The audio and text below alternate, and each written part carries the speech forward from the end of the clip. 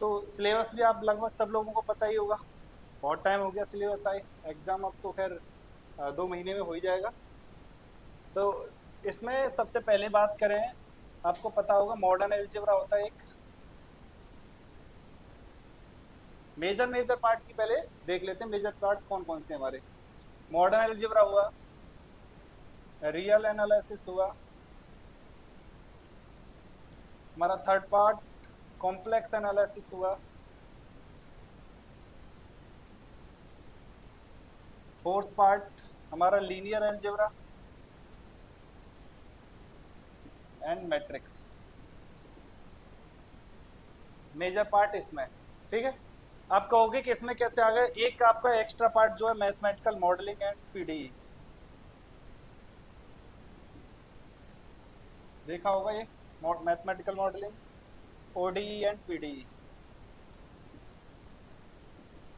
ये हमारा graduation part है जिसकी बात हम यहाँ करने वाले हैं। ठीक है, आप कहोगे इसमें कैलकुलस कहीं दिख नहीं रहा, बात आएगी कैलकुलस इसमें दिख नहीं रहा। तो वो कैलकुलस हुआ, फर्स्ट वेरिएबल वाले फंक्शन, सेकंड मल्टी वेरिएबल वाले फंक्शन, उनकी कंटिन्यूटी, डिफरेंशियबिलिटी, यूलर फंक्शन, ये सब हम यहाँ रियल में कंप्लीट कराएंगे। ठीक है, वो पूरा पार्ट कहाँ कराएंगे, रियल में। हाँ, उसके बाद जो पार्ट बचेगा उसे हम यहाँ बाद में कराएंगे। उसमें एक पार्ट, उसमें पार्ट में बचेगा क्या, डबल इंटीग्रेशन हुआ, ट्रिपल इंटीग्रेशन हुआ, वो आपको पता है उसमें सिखा तो देंगे, बट क्वेश्चन जब आएगा एग्जाम में वो करना हमारा पागलपन होगा वहाँ, क्योंकि इतना टाइम हमें मिलेगा नहीं। लेकिन हमारा काम एक सीखना जरूरी है। सीखने के साथ जो क्वेश्चन आज तक आए, जितने आ सकते हैं और जितने भी सारे एग्जाम में आए, वो सब आपको बता देंगे, याद करा देंगे, क्योंकि वो क्वेश्चन दिखे तो तुरंत हम टिक करके निकल जाएं। क्योंकि डबल इंटीग्रेशन ट्रिपल इंटीग्रेशन का पूरा क्वेश्चन आप सॉल्व करोगे तो बहुत टाइम लगने वाला है, क्योंकि हमें सीखने के साथ साथ और क्या करना है, एग्जाम भी पूरा अटेम्प्ट करना है। ठीक है ना, एग्जाम तो पता ही होगा आपको बहुत अच्छे से, कितने क्वेश्चंस हैं हमारे पार्ट के, 100 क्वेश्चंस हैं। तो हम तो यही कहेंगे 90 तो मैथ आपके हैं ही ये, तो 90 में कम से कम 90 पर आप देखते हुए पहुंचो। मैं ये नहीं कह रहा 90 करो, मतलब 90 तक तो देख लो आप कि हाँ 90 तक क्वेश्चन कौन कौन से और कैसे कैसे क्वेश्चन हैं। इन सब में आपको वो कॉन्सेप्ट्स भी मिलेंगे जो आपको छोड़ने हैं, उनसे हाथ ही नहीं लगाना बिल्कुल भी। ठीक है, तो सबसे पहले हम स्टार्ट कहाँ से करेंगे, मॉडर्न एल्जेब्रा से। यहाँ से मॉडर्न एल्जेब्रा में आपको ग्रुप थ्योरी, नंबर थ्योरी और रिंग थ्योरी,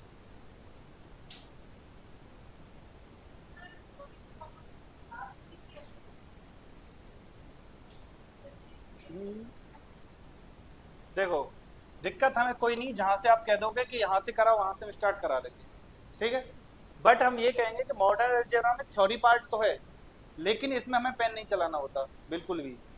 इसमें यह है कि हमें ऑप्शन पता है, सीधा हमारा टिक है। ठीक है, और ये बात आप कह सकते हो अगर सर थ्योरी पार्ट है, समझ आए ना आए, इसकी जिम्मेदारी तो हमारी है। हाँ, अच्छा जब वहां तक, वैसे ये वाला एग्जाम कौन कौन देने वाला है, आप नेट दोगे कोई दिक्कत नहीं। ठीक है, कोई दिक्कत नहीं है, हाँ वो सर से बात कर लें, कोई दिक्कत नहीं है। कहाँ पढ़ना सब है, पढ़ना सब है। तो हम ये कह रहे हैं जैसे मॉडर्न अलजेब्रा से हम स्टार्ट करते हैं, तो आप जो कहना चाह रहे हो लास्ट में भूलोगे, भूलोगे इसलिए नहीं क्योंकि प्रैक्टिस सीट आपको मिलेगी, वही प्रैक्टिस क्वेश्चन आपको हर एग्जाम में मिलेंगे जितने पीजीटी टीजीटी आज तक हुए हैं, और प्लस में और एक्स्ट्रा लगभग 250 300 400 क्वेश्चन के आसपास आपको सीट मिल जाएगी। रटने के बाद, मतलब वो पढ़ने के बाद, क्वेश्चन लगाने के बाद वही बस रिवाइज करते रहो, कोई क्वेश्चन कहीं से एक्स्ट्रा नहीं आएगा, ना आता है ना आए। तो इसमें थोड़ा सा माइंड आपका खुल जाएगा। बाकी हमें किसी से भी दिक्कत नहीं है, क्योंकि अब आपको ओडी और पीडी यहाँ से स्टार्ट कराओ, ये बच्चे करते थे तब के बाद से फॉर्मूला भाई इसका ये है, लगा दो चलो निकलो आगे, यही होता था। और मतलब डिफरेंशिएशन इंटीग्रेशन यही तो किया था पहले। तो इसमें दिक्कत नहीं है, आप थोड़ा सा माइंड यहाँ से खोलेंगे, यहाँ से ओपन होते ही तब रियल में आपको रियल स्टार्ट कराएं। तो रियल स्टार्ट करने के लिए हमें फिर कहाँ जाना पड़ेगा, इसके रियल में भी आपका टोपोलॉजिकल स्पेस वगैरह, तो उसके लिए भी थोड़ा सा हमें सेट के बारे में जानना होगा और सेट की कंडीशंस के बारे में जानना होगा, उसमें कितने एलिमेंट हो सकते हैं, वो नंबर थ्योरी हमें यूज़ करनी पड़ेगी। इसलिए हम यहाँ से स्टार्ट करने की, यहाँ की जो चीज़ें यहाँ यूज़ कर पाएँ तो हमें कोई दिक्कत ना हो। और इसके बाद कॉम्प्लेक्स इसलिए कर रहे हैं कि रियल के बाद रियल की चीज़ों को हम कॉम्प्लेक्स में यूज़ कर पाएँ। और ये आपकी कोई दिक्कत है नहीं, इससे तो आप कहीं से स्टार्ट कर दो, ये दोनों तीनों चीज़ चाहो इसमें यूज़ कर लो चाहो मत करो, कोई दिक्कत नहीं है इसमें।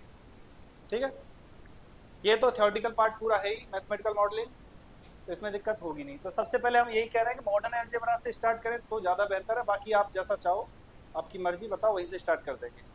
बोलो भाई साहब, क्या कहना चाहोगे? जी, किसके डी इसमें से हाँ कुछ चीज़ें मैच करती हैं कंप्लीटली, तो मैं नंबर थ्योरी हुआ, नंबर थ्योरी का सेट रिलेशन, बाइनरी ऑपरेशन, ये सब आपको मिल जाएगा वहाँ। और बाकी के आपका नीम सेट और किस किस का क्या क्या है एक बार बता दो थोड़ा सा। और तो सब D triple S T G है ना, एल्टीग्रेड, कोई दिक्कत नहीं है। टीचिंग वाले में मतलब टीचिंग के अलावा कौन कौन वाली, नीम सेट आप हो और नीम सेट 3, ठीक। तो फिर तो यहीं से स्टार्ट करेंगे, ठीक है, नंबर थ्योरी से ही।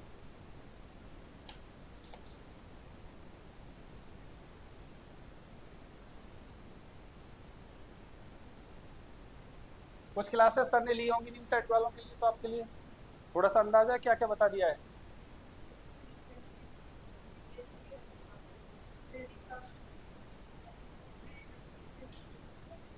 कोई नहीं,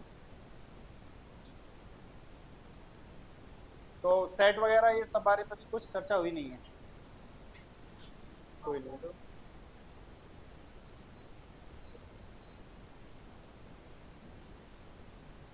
तो हम स्टार्ट कर रहे हैं नंबर थ्योरी, ठीक है। तो नंबर थ्योरी में सबसे पहले हम बात करेंगे सेट की, और सेट क्या क्या होते हैं हमारी पूरी दुनिया में, कितने नंबर्स होते हैं, ठीक है। उसके बाद हम आगे बढ़ेंगे, जीसीडी वगैरह, डिवीजन एल्गोरिथम थ्योरम से आगे चलते हुए चाइनीज रिमाइंडर और ये सब थ्योरम जितने में, फाई यूलर फंक्शन थ्योरम, इसके बाद फिर ग्रुप आएगा, ठीक। तो थोड़ा सा सब्र रखिए और देखते चलिए। तो नंबर थ्योरी में सबसे पहले आपसे पूछा जाए कि हम स्टार्ट करें अगर सेट, तो सेट क्या होता है? सेट क्या होता है? अब बोलो क्या मतलब, घर की बात है यहाँ, तो क्या दिक्कत है, जो भी पता है उतना बता दो बस। तो अगर मैं आपसे ये कहूँ यहाँ, a collection of all 12th class students, तो क्या सेट होगा? मैं कहूँ collection of all bad boys in this class, how can you say that this is well defined? Do you know what is mean of this?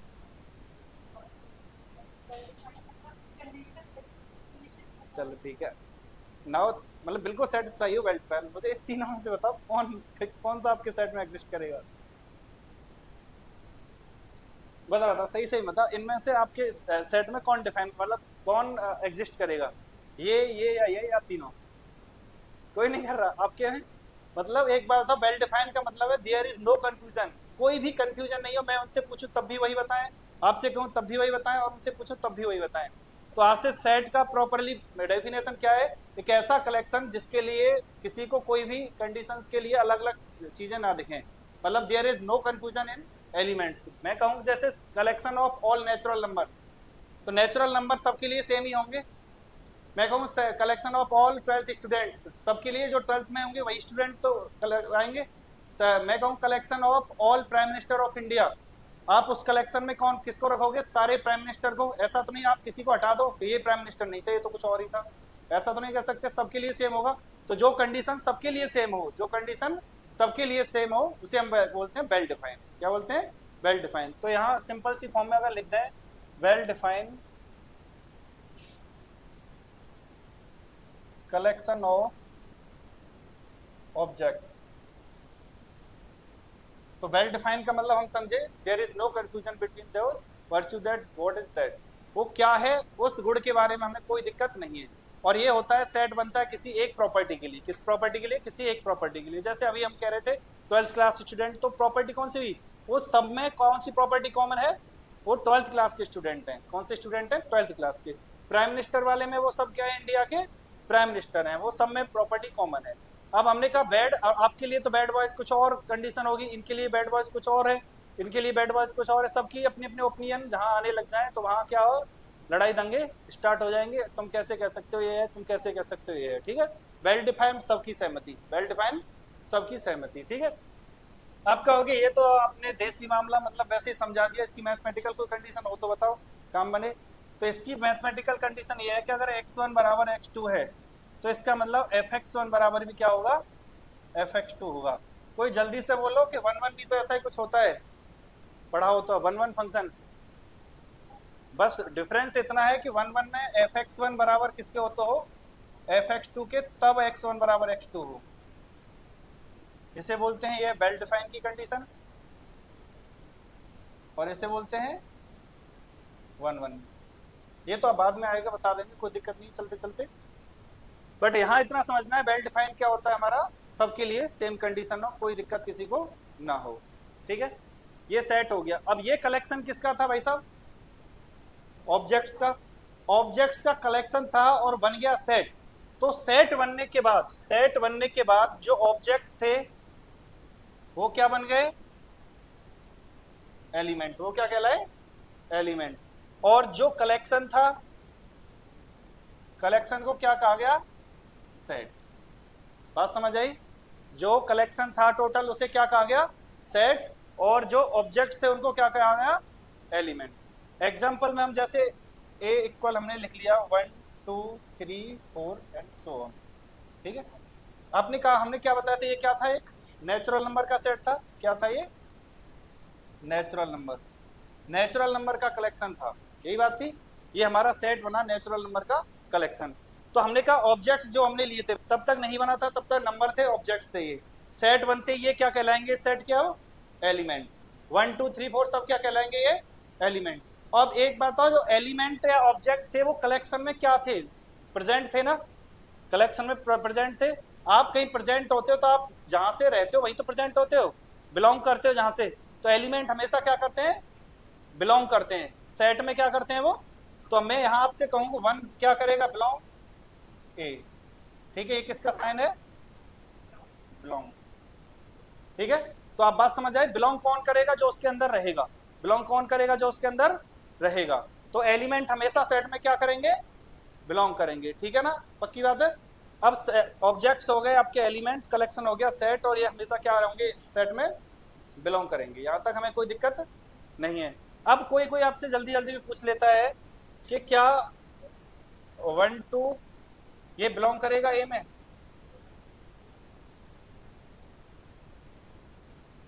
चलो दिखाते हैं, थोड़ा सा आगे चलो। यहाँ हमने कहा ये एलिमेंट बन गया, ये सेट बन गया, तो इसे रिप्रेजेंट किससे करेंगे, इसे रिप्रेजेंट किससे करेंगे, तो हमने कहा रिप्रेजेंट करेंगे इसे हम कैपिटल लेटर से। किससे करेंगे, कैपिटल लेटर। ठीक है, बात समझ आई कि ए बी सी डी, इनसे हम रिप्रेजेंट करेंगे। ठीक है, अब डिनोट हो गए, अब ये हो गए, ये डिनोटेड हो गए कैपिटल लेटर के द्वारा। अब लिखे किस में जाएंगे, ये करली ब्रैकेट में। किस में लिखे जाएंगे, करली ब्रैकेट। देखो इनको डिनोट करते हैं, सेट को डिनोट करते हैं किससे, कैपिटल लेटर से। इनको रिप्रेजेंट किस में करते हैं, करली ब्रैकेट में। तो एक बात समझ आई, कुछ कलेक्शन रख के हम करली ब्रैकेट में रख दिया जाए तो आपको 100% क्या कहोगे, वो क्या है, सेट। बात समझ आई, करली ब्रैकेट में कहेंगे तो क्या बनेगा, वो आंख बंद करके याद रखनी है ये वाली बात। तो हमने यहाँ कहा था कि वन क्या कर रहा था, बिलोंग ए में। इसका मतलब वन कहाँ बैठा था, ए के अंदर बिलोंग बैठा था, और ए क्या था, कोई सेट था। अब यहाँ ये दोनों क्या बन गए, सेट बन गए। अब सेट सेट में बिलोंग करे ऐसा तो पॉसिबल है नहीं भाई। कोई किसी की दुकान में पहले काम करता था, अब उसने अपनी नई दुकान खोल ली, क्या वो कहेगा पहले से, अरे मैं उसमें दुकान में काम करता था, वहां चले जाओ सामान लेने, क्या कहेगा, अरे नहीं मेरी खुद की दुकान है, वो दुकान थी पहले लेकिन अब हमारी दुकान बेस्ट है। तो हाँ हो सकता है वो दोनों क्या रहेंगी, दुकान रहेंगी। क्या वो दूसरे एक दूसरे में बिलोंग करेंगी, नहीं करेंगी, दोनों अपना अपना धंधा करेंगे। तो ये बिलोंग नहीं करेगा क्योंकि ये सेट बन गया। सेट हमेशा क्या रहेगा उसका, ये हो सकता है कि हाँ उनसे छोटी दुकान है लेकिन माल हमारे पास सबसे बेस्ट है, यही कहा जाएगा। तो वही बात है कि अगर ये सेट बनेगा तो क्या होगा, सबसेट का साइन रखेगा। किसका साइन रखेगा, ये सबसेट या सुपरसेट का, वो बाद में बात करेंगे। बट ये पक्की बात है वो बिलोंग नहीं करेगा। अभी ये वाली बात समझिए, बिलोंग नहीं करेगा। कोई भी सेट किसी दूसरे सेट में बिलोंग नहीं करेगा। याद रखना हमेशा, कोई भी सेट दूसरे सेट में बिलोंग नहीं करेगा। क्लियर हुआ यहाँ से। तो एक तीन चीज क्लियर है, सेट वेल डिफाइन होता है, ऑब्जेक्ट्स एलिमेंट कहलाते हैं, कलेक्शन सेट होता है, रिप्रेजेंट डिनोट करते हैं उसे कैपिटल लेटर से, और करली ब्रैकेट में रखा जाता है इसे। ठीक है ना। अब देखते हैं डिफाइंड किससे करते हैं। हो गया यहाँ इतना, ये पॉइंट लिख लिए।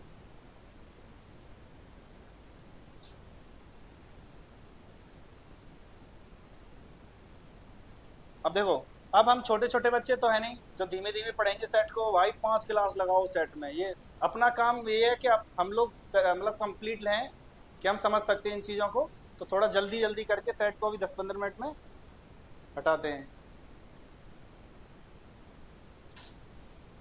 तो देखो यहाँ अगला पॉइंट है डिफाइन कैसे करेंगे।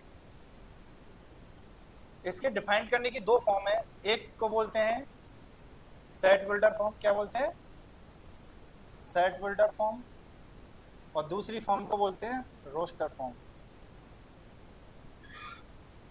देखो रोस्टर फॉर्म तो बच्चों वाली बात करती है, बच्चों वाली बात मतलब जैसा है वैसा रख दिया, वो लेजी टाइप की है। उसने कहा कि रोस्टर फॉर्म का मतलब है जो ऑब्जेक्ट है उनको रख दो बस इसी में, जैसे कि वैसे ही। अगर मैं आपसे कहना चाहूँ कि ये अगर अभी सेट हमने जो लिया था इसे जैसे कि वैसे ही लिख देना, ये कौन सा है, रोस्टर फॉर्म। एलिमेंट को कॉमा के द्वारा अलग करके लिख देना, रोस्टर फॉर्म होती है। ठीक है। सेट बिल्डर फॉर्म थोड़ा भाव खाती है, वो कहती है मतलब थोड़ा सेट बिल्ड कर रहे हैं हम तो लगना चाहिए मैथ पढ़ रहे हैं। तो ये बेचारी सीधी सी बात इसकी है कि इसी ए को लिखेंगे सेट बिल्डर फॉर्म में लिखेंगे तो इसका एक काम पक्का होता है कि आप ऐसा लिखो एक्स सच दैट, एक्स इसके बोलते हैं सच दैट, क्या बोलते हैं, सच दैट, या इसे बोलते हैं इज टू, कुछ भी बोल लो दोनों में से। अब ये कहता है एक्स इज टू एक्स, इसका मतलब होता है एक्स ऐसा है, मतलब एक्स की वैल्यू है, ये सब क्या है एक्स की वैल्यू, ये सब क्या है एक्स की वैल्यू। तो एक्स की वैल्यू क्या क्या है, क्या बता सकते हो, नेचुरल नंबर। तो ये होगी सेट बिल्डर फॉर्म, मतलब x की ऐसी वैल्यू उठा लेना जो इसको दिखा दे कि कंप्लीटली ये है। तो इस ये बात दोनों सेम है, लेकिन इसे कहेंगे सेट बिल्डर फॉर्म, इसे कहेंगे रोस्टर फॉर्म। रोस्टर फॉर्म में एलिमेंट सब अलग अलग है। इसमें आपको करना क्या होता है कि आप इस फॉर्म से इस फॉर्म में लाएं, मतलब आपको x की वैल्यू निकाल के उसके सेम टू सेम रख देना। इससे ये क्या कहना चाह रहा है कि हमारे जो x हैं, अब ये वाला साइन और एक होता है, ये वाला साइन का मतलब होता है for all for every, for all for every मतलब हर एक के लिए, प्रत्येक के लिए। प्रत्येक एक्स कहां से आ रहा है, नेचुरल से। प्रत्येक एन कहां से आ रहा है, नेचुरल से। प्रत्येक एक्स नेचुरल से आ रहा है, तो एक्स नेचुरल हम जानते हैं क्या क्या होता है, तो 1 2 3 हमने लिख दिया। ठीक है ना। तो सेट बिल्डर फॉर्म है, ये रोस्टर फॉर्म है, इसमें हमें कोई दिक्कत नहीं है। तो आप एक क्वेश्चन करके बताना हमें कि अगर बी बराबर हम आपसे कहें कि 2 4 6 8 कितना है, ये कौन सी फॉर्म है आपकी, रोस्टर फॉर्म। तो आप इसे सेट बिल्डर फॉर्म में लिखो। सेट बिल्डर फॉर्म में आप क्या लिखोगे इसे, तो आपको माइंड क्या कर रहा है, ये क्या है, इवन नंबर है, एक पॉइंट हो गया, लेकिन इवन में 0 तो स्टार्ट भी नहीं हो रहा, चल इवन में है, लेकिन 2 से हम बोल देंगे 2 से लेकर 8 तक के इवन नंबर। ठीक है। दूसरा और क्या क्या है, ये 2 के मल्टीपल है, 2 के मल्टीपल भी है, तो हम ऐसे लिखें इसे x, ये तो सरकारी काम है हमारा, ये तो करना ही करना है हमें, x इज टू एक्स। अब x क्या है वो आप बताओगे, क्या हम x बराबर 2n लिख दें, लिख सकते हैं, और n की वैल्यू क्या है 1 2 3 4, बस टोटल नेचुरल क्यों नहीं लेंगे, क्योंकि केवल सिर्फ कितनी वैल्यू है 4। तो ये क्या होगी आपकी सेट बिल्डर फॉर्म। आपका क्वेश्चन किस फॉर्म में होगा, इस फॉर्म में होगा, आपको यहां से यहां लाना। तो मतलब x की वैल्यू यहां से निकालोगे, उसको इसमें रख दोगे, आपकी फॉर्म आ जाएगी आराम से बनी हुई। हो गया। अब देखना एक क्वेश्चन और करके बताओ, x इज टू एक्स ऐसा है, x square minus 6x plus 5 plus 6 equal में 0, इसके एलिमेंट बताओ रोस्टर फॉर्म में। इसके थोड़े से टफ पड़ेंगे आपके, इसके बताओ, अब तो आसान पड़ जाएंगे, ये 9 है।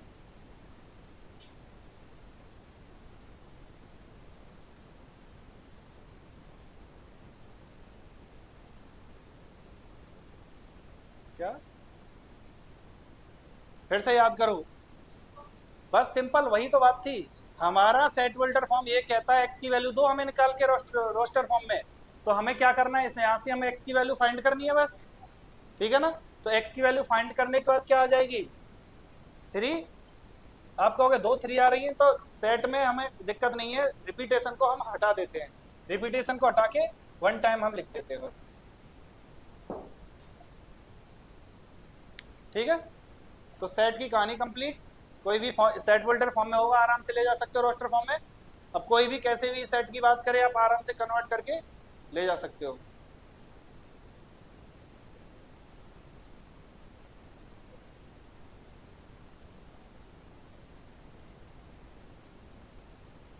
हटाएं।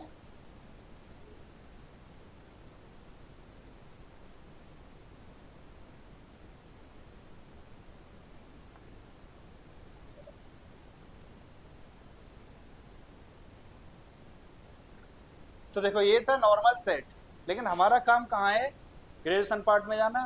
तो सर इस पार्ट को आगे बढ़ाएंगे, सेट वाले पार्ट को। हम चलते हैं अपने दूसरे वाले पार्ट में, ठीक है, नंबर सिस्टम थ्योरी में। तो सेट हम समझ में आ गई, सेट क्या होता है। हाँ सर, 11 12 वाला टॉपिक है ना सर का, ये वाला पार्ट, सेट वाला। तो हमारे जितना काम खाता, हमें जितनी जरूरत है वो आपको समझा दिया। आगे का हम करेंगे, और जहाँ जरूरत पड़ेगी जैसे वन वन फंक्शन की, किसी भी वन टू फंक्शन की, हम वहाँ समझा देंगे आपको वन वन फंक्शन क्या होता है, वन टू फंक्शन क्या होता है। अगर ऐसे करेंगे तो सेट में लेक्चर चला जाएगा अपना पूरा ये, क्योंकि उसमें आपका वन वन फंक्शन पढ़ना है, वन टू फंक्शन पढ़ना है, सारे जितने। तो चलो हम सर से बात कर लें, कोई दिक्कत नहीं, उसे बढ़ा देंगे। अभी केवल सेट वाली चीजें पढ़ते हैं। सेट में हमारा क्या हुआ था, तो सबसे बड़ा सेट कौन सा होता है, कौन से नंबर का सेट सबसे बड़ा होता है, क्या पता है आपको, कौन से नंबर का सेट सबसे बड़ा होता है। हाँ हाँ जोर से बोल दो, वो सही है। कॉम्प्लेक्स नंबर का, किसका, कॉम्प्लेक्स नंबर का। आप कहोगे क्या मतलब मजाक कर रहे हो, कैसे पता चला सबसे बड़ा है, क्योंकि कॉम्प्लेक्स, सिंपल सी बात है, हमारे कितने पार्ट से मिलकर बना होता है, दो पार्ट से। एक तो होता है उसमें रियल, और एक क्या होता है उसमें इमेजिनरी। तो कॉम्प्लेक्स नंबर हम पढ़ेंगे कॉम्प्लेक्स एनालिसिस में, ठीक है। बस तब तक के लिए हमें इतना समझना है कि इसे डिनोट करते हैं एक्स जेड बराबर एक्स आयोटा वाई। इस वाले पार्ट को कहते हैं रियल पार्ट, और इस वाले पार्ट को बोलते हैं इमेजिनरी पार्ट। और प्रैक्टिकल बात करें कि सही बात भी है, दुनिया में दो ही टाइप के लोग हैं, दो बातों पर टिकी हुई है, एक तो रियल में जो है, और एक जो सपना देखते हैं उसमें, ठीक है। अब आप कहोगे कि ये आयोटा वाला पार्ट हुआ कौन सा, इमेजिनरी पार्ट। आयोटा वाला पार्ट हुआ हमारा इमेजिनरी पार्ट, और रियल वाला पार्ट हुआ हमारा एक्स वाला पार्ट। इसको हम डिनोट करते हैं आर से, ठीक है, इसे डिनोट करते हैं हम सी से, ठीक है। अब रियल पार्ट आगे बढ़ के गया। आप देखो अपनी भाषा में बात करें तो इमेजिनरी पार्ट क्या होता है कि सिर्फ सोचता है, आगे बढ़ेगा ही नहीं, रियल में नहीं आएगा तो खत्म हो जाएगा वहीं। अब इसका जो खानदान बढ़ेगा वो किसका बढ़ेगा, रियल का। रियलिटी में ये कौन किस किस से मिलकर बनेगा बता सकते हो, रेशनल और इरेशनल। यहाँ एक टॉपिक और समझ जाना, रेशनल किसे कहते हैं, रेशनल किसे कहते हैं। रेशनल का सीधी सी डेफिनेशन है, जो पी वाई क्यू की फॉर्म में होगा, क्यू इज नॉट, क्यू क्या नहीं रहेगा, जीरो नहीं रहेगा, और पी क्यू क्या रहेंगे। इसका मतलब भी समझो, ये इसका अर्थ क्या होता है, GCD of P Q. GCD समझते हो, हाँ, मतलब इसका एचसीएफ क्या है, वन होना चाहिए। एचसीएफ कितना होना चाहिए, वन। कोई भी कॉमन नहीं होना चाहिए पी और क्यू में से, सिर्फ वन के अलावा। तो पी और Q, Q is not equal zero, that is rational number, ठीक है। इरेशनल नंबर जो रेशनल नहीं है, क्या, रूट में वैल्यूज तो होंगी लेकिन उनका परफेक्ट स्क्वायर ना हो जो रूट में। तो जैसे रूट 2, रूट 3, रूट 5, एक ई और एक पाई ऐसे करके, ठीक है। यहाँ से आगे चले रेशनल के पास, तो रेशनल में वो सभी वैल्यूज आ जाएंगी। आप कहोगे पॉइंट पॉइंट वाले का क्या झंझट है और इसमें पॉइंट वाले का क्या सिस्टम है। तो इसमें देखिए, अगर पॉइंट के बाद वैल्यू का कोई रिपीटेशन नहीं है और कोई एक पैटर्न नहीं है, रिपीटेशन नहीं है, पैटर्न नहीं है, तो उसे हम क्या कहेंगे, इरेशनल। और सिंपल बात ये बोल दो, अगर पॉइंट के बाद आप लास्ट डिजिट बता सको, लास्ट डिजिट बता सको तो रेशनल है, ना बता सको तो इरेशनल है, ठीक है। मतलब सीधा साधा इंसान है तो आप बता सकते हो इसकी हद कहाँ तक है, और एक फालतू बेकार का आदमी है उसे नहीं बता सकते कहाँ तक गिरेगा ये, ठीक है। तो रेशनल मतलब जिसकी लास्ट वैल्यू को हम बता सकें, ऐसे करके जा रहे हैं तो आपको पता लास्ट में 3 2 3 ही आएगा, रिपीटेशन हो रहा है। इसी में एक पॉइंट आता है 2 3 का बार, इसे क्या बोलते हैं 2 3 का बार। आप बोलते हो कि ये पाई आपने यहाँ ले ली, तो इसको भी आप समझ जाइए 22/7 वैल्यू होती है, इस वैल्यू के हिसाब से तो क्या होना चाहिए, इसे रेशनल होना चाहिए। बात सही है, अगर आप यहाँ 22/7 लिखोगे तो ये रेशनल में आएगी, इसमें आएगी रेशनल में आएगी, बट आपको पता होना चाहिए यहाँ की पाई ये वाला साइन लेके आती है 22/7। इस वाले साइन का मतलब है अबाउट, अप्रोक्सीमेट, अप्रोक्स, लगभग, मतलब ये लगभग वैल्यू है इसकी, नॉट एग्जैक्ट। अगर एग्जैक्ट होती 22/7 तो ये कैसी होती, रेशनल होती। ये एग्जैक्ट वैल्यू नहीं है, इसलिए क्या है, इरेशनल वैल्यू है, ठीक है। 22/7 रेशनल है। अब देखो यहाँ के बाद 0.32132131 ऐसे भी जा रही है, तो इसका मतलब भी समझ गए आराम से, किस में आएगी ये, रेशनल में आएगी। तो जिसका लास्ट डिजिट हम बता सकें वो कैसी है, रेशनल, जिसका लास्ट डिजिट ना बता सकें वो कैसी होगी, इरेशनल। बात खत्म यहीं पर, ठीक है। अब ये इरेशनल में हम जाएंगे नहीं, क्योंकि ये बेकार का आदमी है, कोई मतलब नहीं है इससे। तो आगे चले हम, इसको फिर से किस किस से मिलकर बना होगा, ये रेशनल किस किस से बना, मिलकर बना होगा, इंटीजर से और किससे, फ्रैक्शन से, इंटीजर से और फ्रैक्शन से। इंटीजर तो आप समझ गए होंगे, ये वाले इंटीजर कंप्लीट नंबर, जो मतलब इंटीजर मतलब पूर्णांक होता है जो, ठीक है। मतलब इसमें कौन कौन आ गए आपके, 0 1 plus minus 2 plus minus 3 and so on, ठीक है।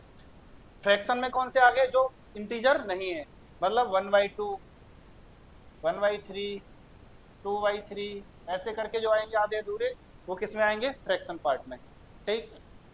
अब इसका भी कुछ नहीं होना, आगे फ्रैक्शन है, आधा है। इंटीजर को फिर से डिवाइड कर दिया गया, इंटीजर को फिर से डिवाइड किया किस किस में, एक को बोला गया पॉजिटिव इंटीजर और एक को नेगेटिव इंटीजर, नेगेटिव इंटीजर और पॉजिटिव इंटीजर। और जीरो लड़ा तो जीरो को डाल दिया बीच में।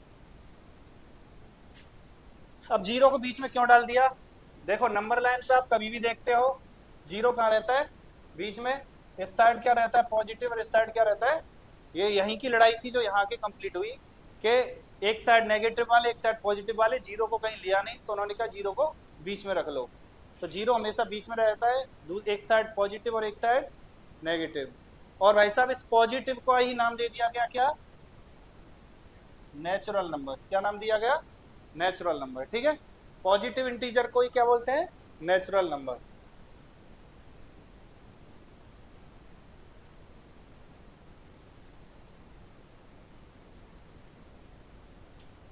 पॉजिटिव इंटीजर को बोला उसने नेचुरल नंबर। और नेचुरल के साथ अगर जीरो को साथ कर दिया जाए, नेचुरल के साथ किसको साथ कर दिया जाए, दोनों को साथ कर लिया जाए, तो क्या होता है, ये होल नंबर, ठीक है। ये तो नंबर का सीन था। और इसके अलावा थोड़ा सा और आगे बढ़ेंगे अपने पार्ट में, तो दो टाइप के नंबर आपको मिलेंगे, एक होगा एल्जेब्रिक नंबर और नंबर दो होगा ट्रांसीडेंटल नंबर।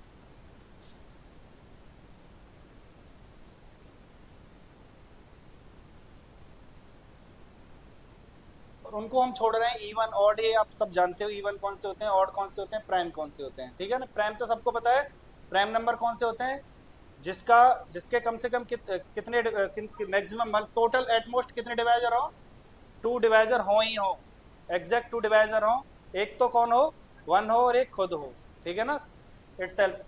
तो आप बताइए 1 के लिए क्या कहोगे, 1 प्राइम है क्या, नहीं है, क्यों, 1 का सिर्फ एक डिवाइजर है, खुद एक 1। 2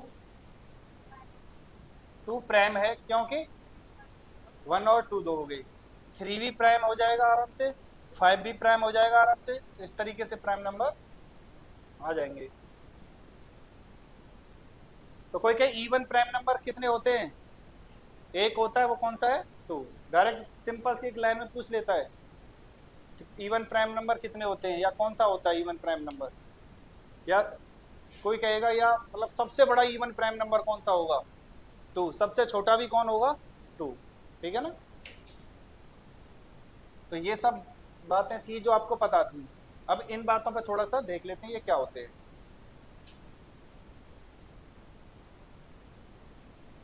देखो एल्जेब्रिक नंबर क्या होता है, जिस पॉलिनोमियल का रूट हम फाइंड कर सकें, पॉलिनोमियल का रूट हम फाइंड कर सकें उसे हम क्या बोलेंगे, एल्जेब्रिक नंबर। पॉलिनोमियल का रूट हम फाइंड कर सकें उसे बोलेंगे हम एल्जेब्रिक नंबर। मतलब वो कहना चाह रहा है कि पी एक्स आपका पॉलिनोमियल है, इस टाइप से जीरो करके जो एक्स की वैल्यू आएंगी वो सब कौन सी होंगी, एल्जेब्रिक। ये मजा नहीं आया। मजा नहीं आए का मतलब ये है कि अगर एक्स स्क्र प्लस टू बराबर जीरो निकालोगे तो आप क्या क्या वैल्यू निकालोगे यहाँ से, एक्स की वैल्यू क्या निकलेगी यहाँ से।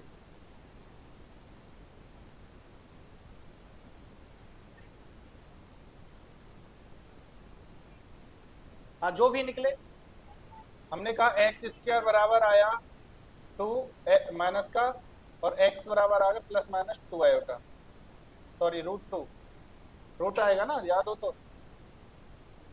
ये -2 और ये आ गया आपका प्लस माइनस टू आयोटा, ठीक है। आयोटा अब बाहर है इस रूट से, ये भी याद रखना है, पता चली जाए आयोटा स्क्वायर बराबर -1 होता है ना। तो देखना निकल आया हमारा एक्स की वैल्यू। तो कोई भी पॉलिनोमियल है, वहां से हम एक्स की वैल्यू फाइंड कर रहे हैं, वहां से किसकी वैल्यू फाइंड कर रहे हैं, एक्स की वैल्यू। तो जो भी वैल्यू हम फाइंड कर सकते हैं वो आपका बन जाएगा एल्जेब्रिक नंबर, ठीक है। और जिसकी वैल्यू हम फाइंड नहीं कर पाए उस फॉर्म में, नंबर की फॉर्म में ना फाइंड कर पाए, उसे बोलते हैं ट्रांसीडेंटल नंबर। तो आप ट्रांसीडेंटल नंबर में डेफिनेशन स्केल जो एल्जेब्रिक नहीं है वो ट्रांसीडेंटल है। तो आप कहोगे कौन से नहीं है, तो ये तो इससे बात हमें पता चल रही है सब नंबर कौन से हैं, एल्जेब्रिक नंबर है। सब कैसे नंबर है ये, एल्जेब्रिक नंबर है। लेकिन इसमें से कुछ नंबर कौन से, पाई हुआ, ई हुआ, साइन हुआ, कॉस हुआ, ये एंड सो ऑन, ये सब नंबर कैसे होते हैं, ट्रांसीडेंटल नंबर, ठीक है। ये सब क्या होते हैं, ट्रांसीडेंटल। तो पाई ई ये सब को कहेंगे हम, ये ट्रांसीडेंटल नंबर है।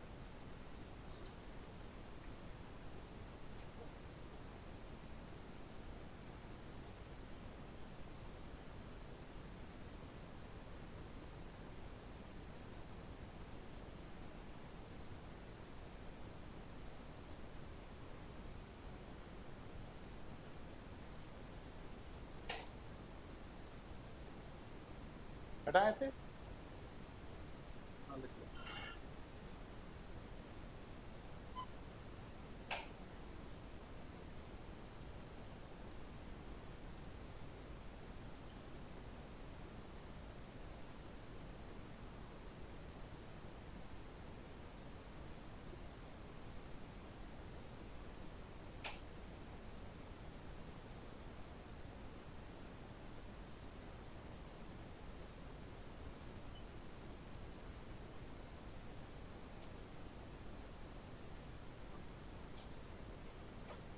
हो गया।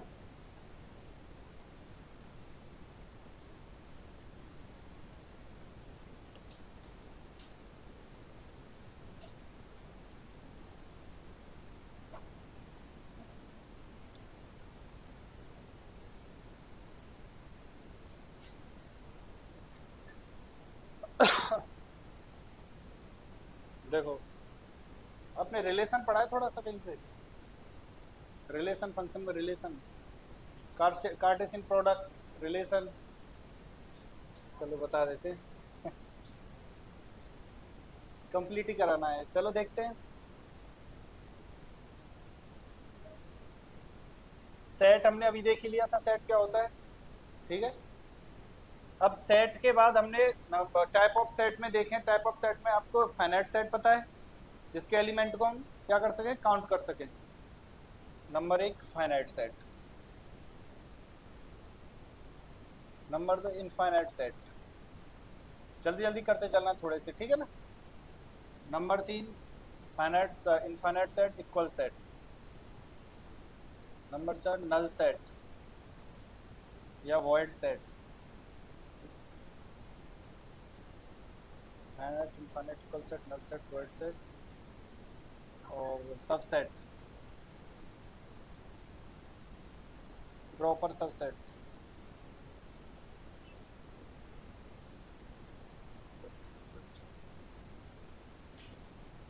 तो देखो फाइनाइट सेट का मतलब जिसके एलिमेंट को हम क्या कर सकें, गिन सकें, काउंट कर सकें।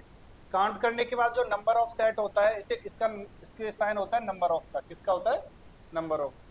तो number of elements in set A, इसे डिनोट करते हैं ऐसे करके, ठीक है। और इसका दूसरा नाम होता है कार्डिनलिटी। क्या नाम होता है इसका? कार्डिनलिटी। कार्डिनलिटी ऑफ ए या कार्डिनलिटी ऑफ ए। ये बात समझ आई? कार्डिनलिटी जिसकी कैसी हो? फाइनाइट हो, जिसके एलिमेंट्स की संख्या कैसी हो? फाइनाइट हो, उसे बोलते हैं फाइनाइट सेट, ठीक। इनफाइनाइट मतलब जिसके एलिमेंट को हम काउंट ना कर पाए, जिसके एलिमेंट को काउंट ना कर पाए उसे बोलते हैं इनफाइनाइट सेट। इक्वल सेट का मतलब होता है जिसमें एलिमेंट की संख्या और एलिमेंट कैसे हों? इक्वल हों, इक्वल भी, ठीक है। नल सेट कौन सा होता है? जिसमें कोई भी एलिमेंट ना हो, जिसमें कोई भी एलिमेंट ना हो। तो देखो इसे हम इस फॉर्म में लिख दें, x such that x square plus 1 equals 0 for all x belongs to real।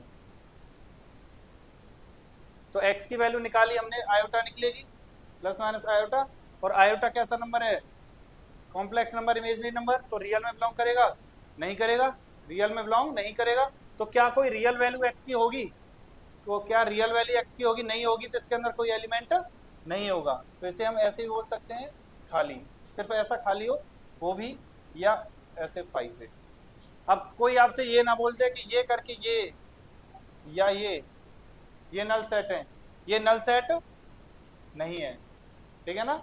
ये नल सेट नहीं है, क्योंकि देखो क्या साइन था हमारे सेट का? यही था ना। अब ये खाली है तो खाली है, वो मतलब एम्प्टी हो गया, ये सेट वर्ड सेट हो गया। लेकिन अगर ये जीरो अंदर रखा है तो इसका मतलब इसके अंदर क्या है? जीरो है, एक एलिमेंट है, सिंगलटन सेट है। कैसा सेट है? सिंगलटन, ठीक है। फाई है, ये भी एक एलिमेंट है, फाई इसके अंदर सिंगलटन सेट। लेकिन ऐसा होगा तब हम कहेंगे क्या है? नल सेट है, वर्ड सेट है। या अकेला ए ऐसे साइन होगा तो अकेला, बिना इसके, बिना इसके, ठीक है। तो इसे एम्प्टी सेट भी बोलते हैं। नल सेट, एम्प्टी सेट है, वॉइड सेट। अब देखो सबसेट क्या होता है? किसी सेट से दूसरा सेट जब बनाए, किसी सेट से हम दूसरा सेट बनाए, जैसे हमने 1 2 3 ले लिया इसमें, ठीक है। इसमें से हमने एक सेट बनाया 1 को लेकर, किसको लेकर? 1 को लेकर। दूसरा सेट बनाया हमने किसको लेकर? 2 को लेकर। तीसरा सेट बनाया 3 को लेकर। चौथा सेट बनाया हमने 1 2 को लेकर। पांचवा सेट 2 3 को लेकर। छठवां सेट 1 3 को लेकर। सातवां सब को लेकर। और एक आठवां क्या हो गया? 5 नल सेट, ठीक है। एक पॉइंट तो यहाँ से ये निकल के आ गया कि जो 5 होता है सबका, प्रत्येक सेट का सबसेट होता है। तो एक पॉइंट यहाँ से आप नोट कर लो, भले ही 5 is the subset of every set. 5 is the subset of every set. 5 is the subset of every set. प्रत्येक सेट का सबसेट होता है 5, ठीक है। तो देखना इस सेट से ही बने हुए हैं ये सब। तो पहली पॉइंट तो ये कि ये इसमें बिलोंग नहीं करेंगे। A1 A2 A3 A8 ये सब बिलोंग नहीं करेंगे। क्या होंगे? सबसेट होंगे। ये लिख सकते हो आप, A2 भी A में, A3 भी A में, A4 भी A में, A5 भी A।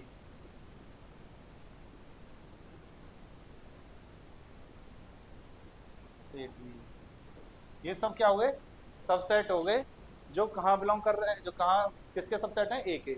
तो हम सबसेट लिखेंगे, ना कि इनको बिलोंग करवाएंगे। पहला पॉइंट तो ये हो गया।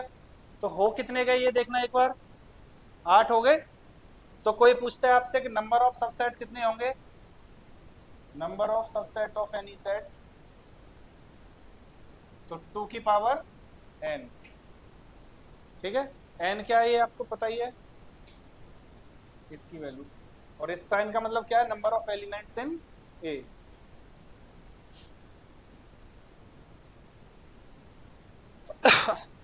अब देखो इस वाले में आप सोच रहे होंगे जल्दी चल रहे हैं।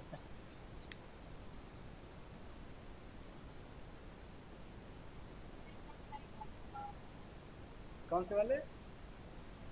नल सेट वाला। ओके। नल सेट वाले का मतलब है नल में से पत्थर निकलना। कैसा सेट है? कोई नल चलाएं तो पत्थर निकले, कैसा सेट है? एम्प्टी। निकलेंगे पत्थर? नहीं निकलेंगे। तो मतलब ऐसा रिलेशन, ऐसा कोई फंक्शन जिसमें से कुछ ना मिले हमें वैल्यू। तो इसमें से x की वैल्यू हम निकालें तो क्या मिलेगा? Plus minus iota. और आयोटा कैसा है? कॉम्प्लेक्स नंबर है, मतलब आयोटा रियल में बिलोंग नहीं करता है। तो मतलब हमारे पास x की वैल्यू कुछ नहीं है, इसीलिए तो करा है कुछ ना मिले हमें। कुछ ना मिले तभी तो नल सेट होगा, एम्प्टी सेट होगा। अब जब कुछ मिल जाता तो इसके अंदर लिखते हम, लिखते तो क्या बन जाता? कोई ना कोई फाइनाइट सेट बनता या सिंगलटन सेट बनता। इसलिए हमने इसलिए बिलोंग्स टू आर लिख दिया है कि हमें मिले ही ना। ठीक है। तो इम्पॉसिबल चीजों को लिखना ही एम्प्टी सेट के अंदर आता है, जो पॉसिबल ना हो। ठीक है। चलो थोड़ा धीमा कर देते हैं, 2 क्लास और सही। हाँ 2 क्लास और बढ़ जाएंगी। नहीं नहीं, समझो, कोई दिक्कत नहीं।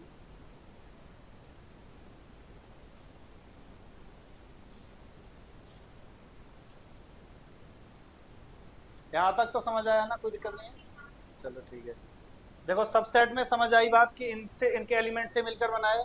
लेकिन मन में एक बात जरूर चल रही होगी कि ये वाला बड़ा दिमाग चला रहा है अपना, कि यही यहाँ था और यही फिर दोबारा से यहाँ काउंट हो रहा है सबसेट में। ये क्यों है? क्योंकि ये वाला साइन है ना नीचे वाला इक्वल वाला, ये दिक्कत दे रहा है। ये जो आपके मन में आ रहा है तो ये सबसेट के मन में भी आया, मतलब मुझसे ही बन रहा है और मेरी ही बराबरी कर रहा है। उसने कहा नहीं, ऐसे बात नहीं बनी, प्रॉपर छोटा है तो प्रॉपर छोटा रहे। उसने कहा इसका मतलब आप ये कहना चाह रहे हो कि मेरे बराबर वाली कंडीशन हटा दो? बिल्कुल हटा दे।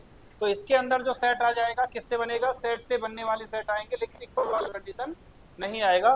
तो मतलब A1 बनेगा, A2 बनेगा, A3, A4, A5, A6 और A8, इतने ही बनेंगे।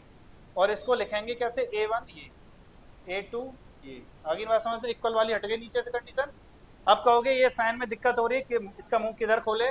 जिससे बन रहा है जो बड़ा है उसकी तरफ खोलो। ए बड़ा है, ए से बने हुए हैं तो ए की तरफ मुंह खुल रहा है, इसका भी ए की तरफ मुंह खुल रहा है क्योंकि ए बड़ा है। तो इसमें अगर नंबर ऑफ एलिमेंट्स की बात करें कितने होंगे? 2n-1, एक घट जाएगा इक्वल वाला।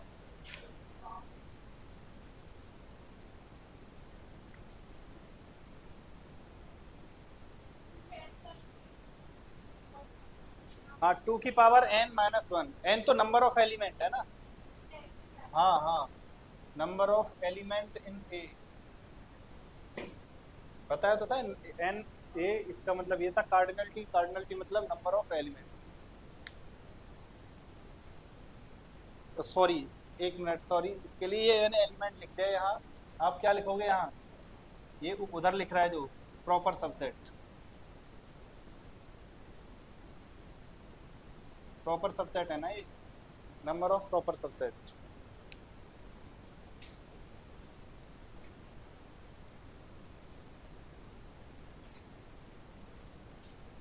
ठीक है।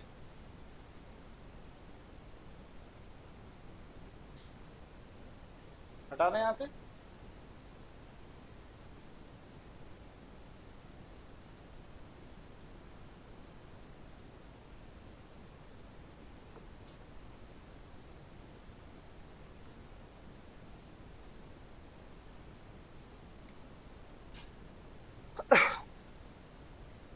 आप सब ये तो जानते होंगे ना ऑपरेशंस इनके। ऑपरेशंस का मतलब है A union B, A intersection B, A minus B, B minus A, A.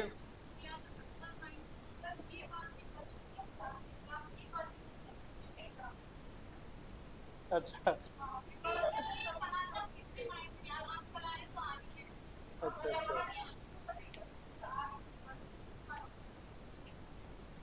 Okay, लेकिन कुछ को तो आता है।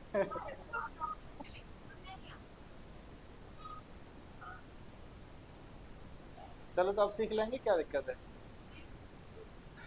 देखो ए अगर हमारे पास 1 2 3 ऐसे करके है, बी हमारे पास 2 3 4 5 है, ठीक। हमें ए यूनियन बी निकालना है, मतलब ए और बी को क्या करना है, साथ लाना है। ए और बी को साथ लाएंगे तो ए के एलिमेंट और बताओ बी के एलिमेंट क्या क्या है, 4 और 5, ठीक है ना। यूनियन हो गया। इंटरसेक्शन मतलब क्या हो जाएगा, इसके कॉमन कॉमन एलिमेंट कौन कौन से हैं, 2 और 3, ठीक है ना। ए माइनस बी का मतलब होता है ए के वे एलिमेंट जो बी के नहीं है। आप जानते हो किसी में से कुछ घटाएंगे तो बचता है, कौन से वाले में से बचता है, जिसमें से घटाते हैं। तो ए में क्या बच रहा है, 1 बच रहा है। बात समझ आ गई ना, ए माइनस बी।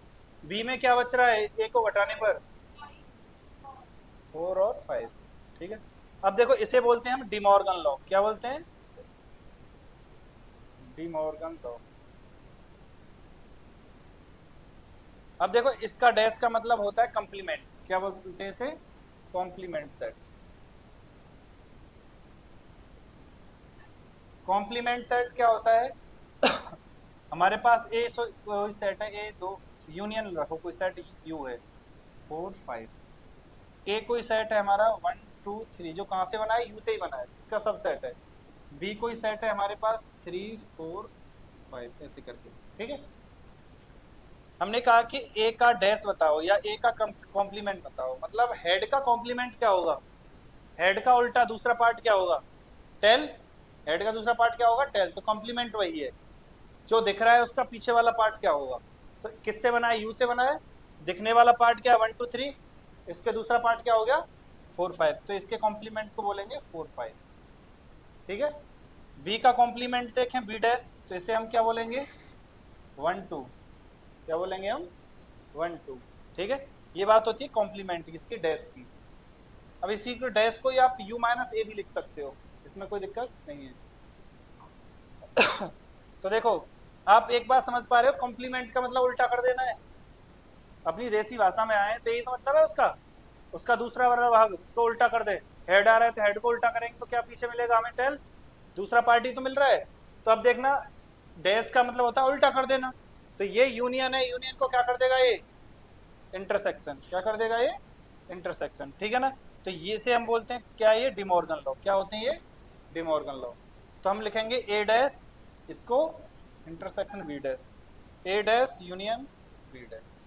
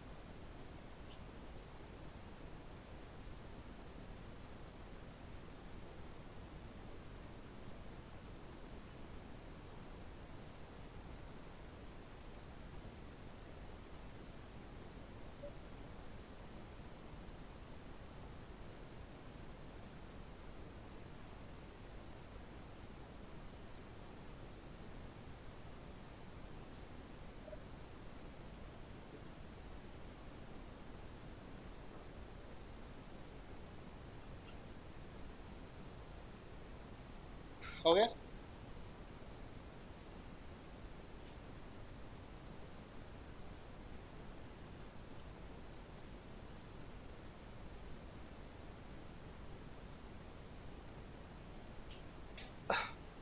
अब देखो ये हमारा सेट का यहाँ तक का पार्ट था। अब इसमें एक पार्ट थोड़ा सा हम काउंटेबिलिटी का जोड़ रहे हैं, इसी में इसका जोड़ रहे हैं काउंटेबिलिटी का।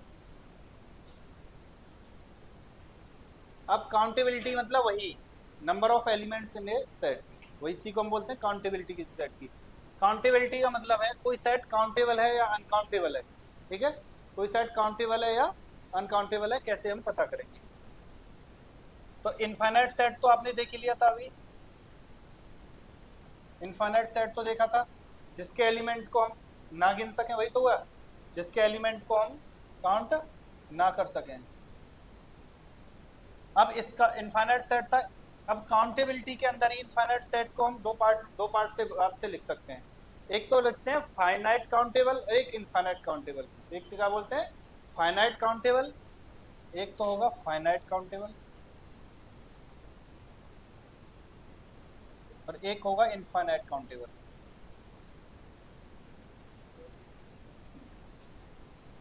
तो काउंटेबिलिटी में हम क्या पढ़ रहे थे, काउंटेबल और अनकाउंटेबल सेट। काउंटेबल के दो पार्ट हुए, फाइनाइट काउंटेबल और इनफाइनाइट काउंटेबल। फाइनाइट काउंटेबल जैसा नाम है वैसे उसका काम होगा, मतलब जिसके एलिमेंट कैसे हो, इनफाइनाइट ना हो, जिसके एलिमेंट ना क्या ना हो, इनफाइनाइट ना हो। मतलब किसी किसी भी सेट ए है, इसके नंबर ऑफ एलिमेंट, इसका मॉड लग रहा है ना, इसका मतलब होता है कार्डिनलिटी, मतलब इस ए के अंदर एलिमेंट ये क्या होने चाहिए, लेस देन होने चाहिए किसकी, कार्डिनलिटी के, नेचुरल नंबर की। ये क्या है आपका, नेचुरल नंबर।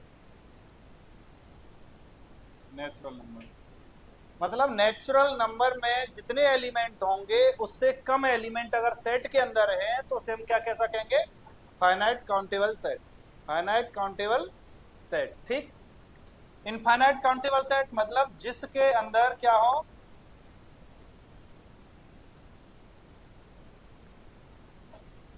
हाँ मतलब इक्वल हो, उसे हम क्या कहेंगे, इनफाइनाइट काउंटेबल सेट। क्या कहेंगे उसे, इनफाइनाइट काउंटेबल सेट, ठीक है।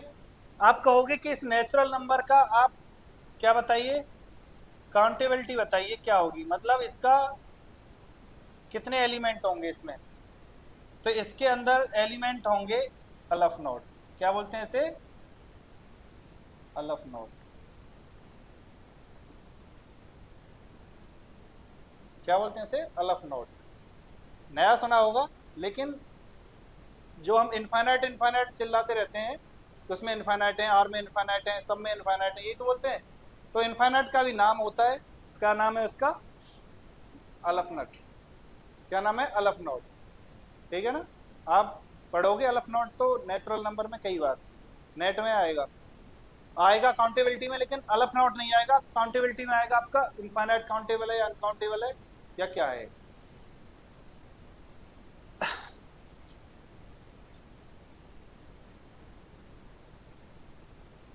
एक ऐसा साइन भी होता है इसका, एक स्टेप ऐसे बना दो, ऐसे।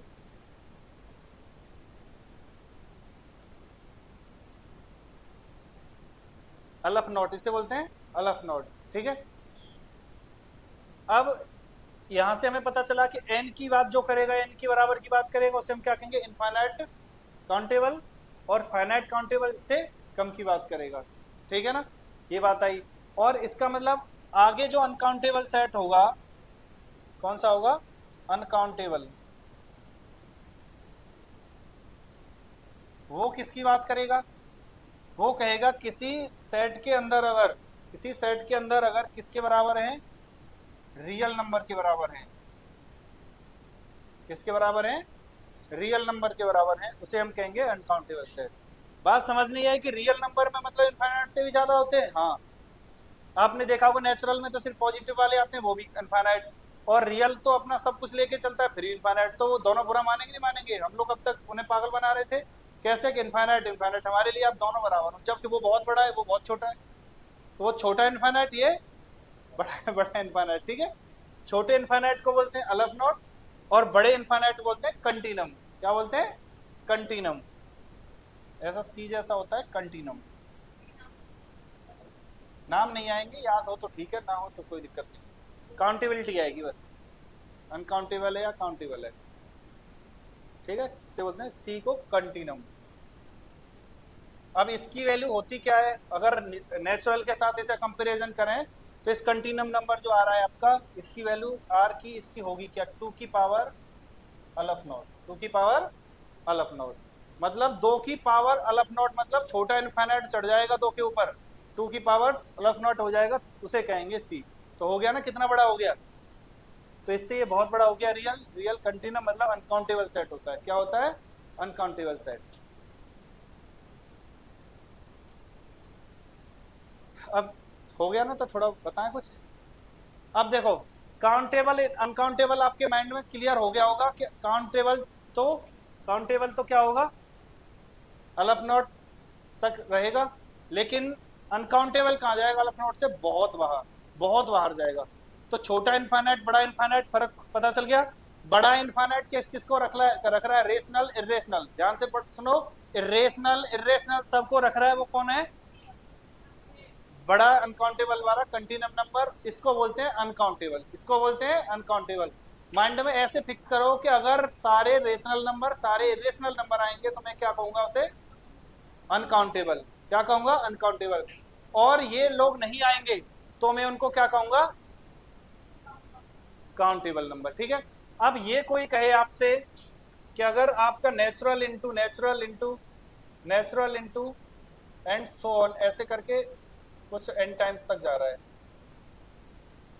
ये कितने तक जा रहा है, एन टाइम्स तक। तो ये वाले सेट में जो एलिमेंट आएंगे, इस वाले सेट में जो एलिमेंट आएंगे, या जो भी ये बन के आएगा सेट, वो कैसा आएगा, काउंटेबल है अनकाउंटेबल। हाँ, तो ये याद रखना। अगर जैसे हमने कहा कि नेचुरल में से 4 हटा दिए, 4 एलिमेंट, तो वही बात है, समुद्र में से, छोटे समुद्र में से क्या हटा दिया, ये 4 लोटे पानी हटा दिया, कोई फर्क पड़ेगा, वही बात है। तो काउंटेबल में 2 4 6 10 20 100 50 1000 2 लाख एलिमेंट हटाने से कोई फर्क नहीं पड़ेगा। ठीक है, बात समझ आई ना। तो ये फाइनाइट टाइम्स तक, इनफाइनाइट टाइम्स तक नेचुरल रहेगा तो काउंटेबल ही रहेगा। क्या रहेगा, ये काउंटेबल ही रहेगा। अगर वो कहे कि uncountable times n n n n n, तो अब क्या क्या हो जाएगा उसे, वो क्या हो जाएगा, अनकाउंटेबल। ठीक है, फाइनाइट तक की बात रहे, आपको समझ आ रहा है कि पास की बातें हैं तो काउंटेबल, और बड़ा होता जाएगा तो अनकाउंटेबल। और आर क्रॉस आर आता है या आर के साथ कोई भी आता है तो उसे हम अनकाउंटेबल कहेंगे, इसमें तो कोई दिक्कत है ही नहीं। नेचुरल के आसपास रहेगा, नेचुरल के साथ रहेगा, वो क्या रहेगा, कुछ भी मल्टीप्लाई कर दें हम, आप बताओ, अगर इसमें हम 1 लाख का 1,00,000 का मल्टीप्लाई कर दिया किसमें, इसमें, अब इसका हम आपसे पूछे, आप बताइए अब कितना होगा, अब ये काउंटेबल होगा अनकाउंटेबल होगा, काउंटेबल ही होगा। बस यही याद रखना है कि काउंटेबल ही होगा, काउंटेबल होगा तब तक आर नहीं आएगा जब तक काउंटेबल ही होगा। ठीक है। अब आओ, एक बात बताना, ध्यान से सोचना, मैंने बता दिया आपको वो बात, अब पूछ रहा हूं, अब बताना। मेरे पास है नेचुरल नंबर का सेट, कैसा सेट है, नेचुरल नंबर का सेट। मैं आपसे पूछ रहा हूं, बताओ नंबर ऑफ सबसेट होंगे, वो काउंटेबल होंगे इसके या अनकाउंटेबल होंगे। मैंने बता दिया, थोड़ा सोचो और बताओ। नंबर ऑफ सबसेट पूछ रहा हूं इस सेट की, CONT हुआ है, मतलब CONT है, अन भी लग रहा है, बताओ अन होंगे या क्या होंगे, कंफर्म करो, अनकाउंटेबल होंगे ना, याद करो, 2 की पावर, याद है ना, 2 की पावर, और 2 की पावर ये क्या हो जाएंगे, इनफाइनाइट, मतलब कौन सा वाला इनफाइनाइट, अलफ नोट वाला। तो ये क्या होता है, सामने ही लिख रहा है, क्या होता है, अनकाउंटेबल। बात समझ आई, कैसा क्वेश्चन आएगा, नंबर ऑफ सबसेट होंगे, countable uncountable finite countable infinite countable. ठीक है, तो ये काउंटेबिलिटी ही आपकी। अब इस काउंटेबिलिटी में हम चलते हैं किसकी तरफ, इंटरवल की तरफ। इंटरवल के बारे में आपका क्या कहना होगा, ठीक है, लिख लो, ये लिखना हो तो।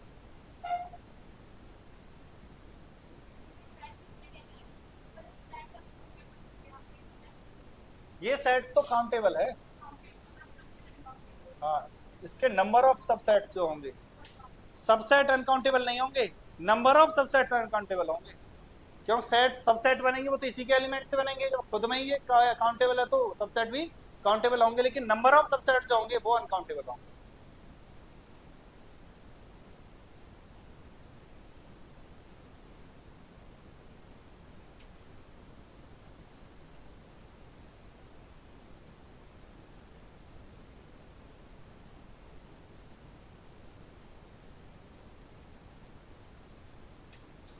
तो देखो, एक ही पॉइंट में लिखें अगर काउंटेबल और अनकाउंटेबल को, तो आप ऐसे लिख सकते हो, कोई सेट ए होगा, ये अगर लेस देन इक्वल किससे है, किससे है, नेचुरल नंबर के element, number of natural number से, यही बात हुई।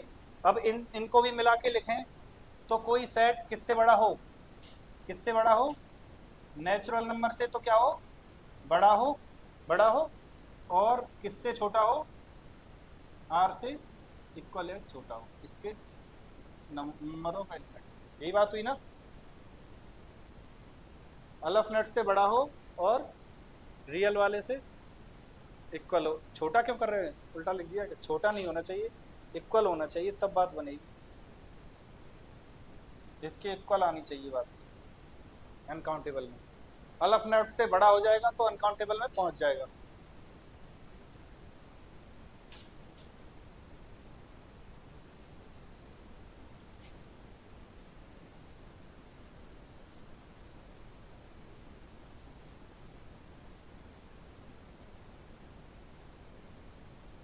हो गया, हटा दें यहाँ से इसे।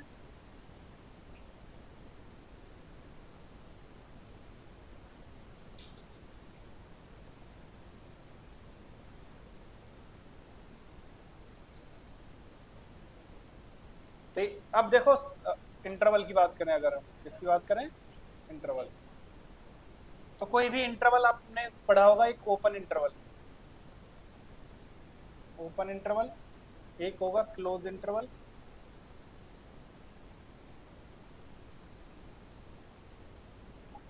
सेमी ओपन और सेमी क्लोज।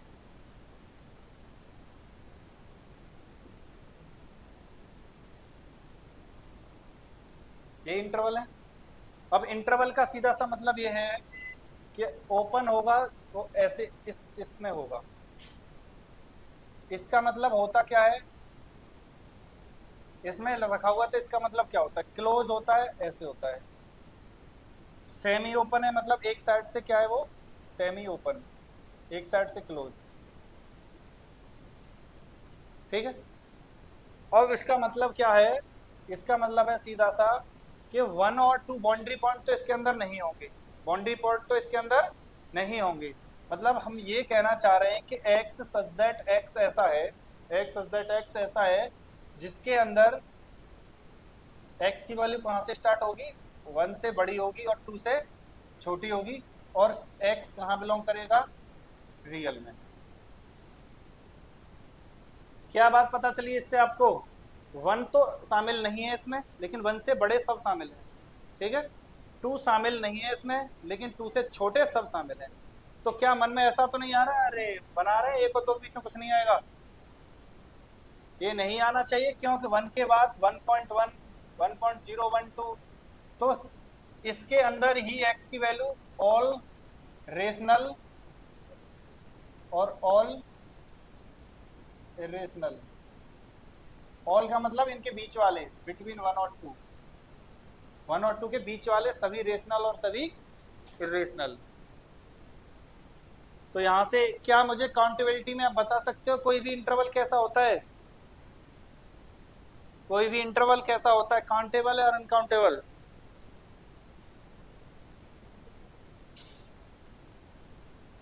कुछ तो बल का याद करो, अपने बल का, क्या भूल बैठे हो है? अभी तो बताया था।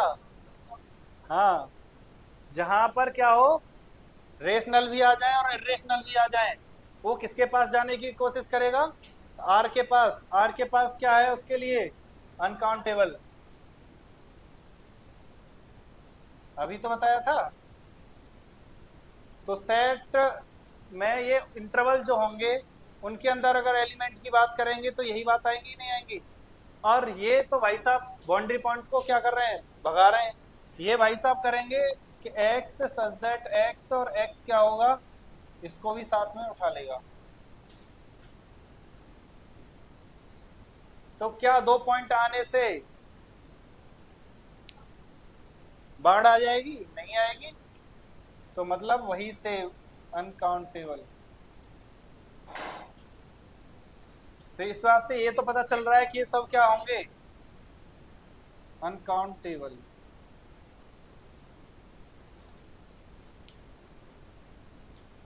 तो ये काउंटेबिलिटी रियल एनालिसिस वाली चैप्टर में पहली यूनिट थी, इसी बहाने से हमने करा दिया है कि कहीं से तो कुछ आए ग्रेजुएशन में से। तो आप क्वेश्चन लगाना, अभी तो कहाँ क्वेश्चन होंगे आपके पास, बट काउंटेबिलिटी के जब क्वेश्चंस मिलेंगे आप आराम से लगा पाओगे। बस इतना याद रखना है, रेशनल ऑल इरेशनल आएंगे तो वहां किसके पास जाएंगे, अनकाउंटेबल के पास, और बाकी काउंटेबल के पास। काउंटेबल के साथ कुछ भी मल्टीप्लाई गुणा भाग कुछ भी उसके साथ करें हम, क्या देगा, काउंटेबल। और काउंटेबल अनकाउंटेबल को साथ रखेंगे तो, छोटे बच्चे को बड़े को साथ रखेंगे तो किसकी चलेगी, बड़े की।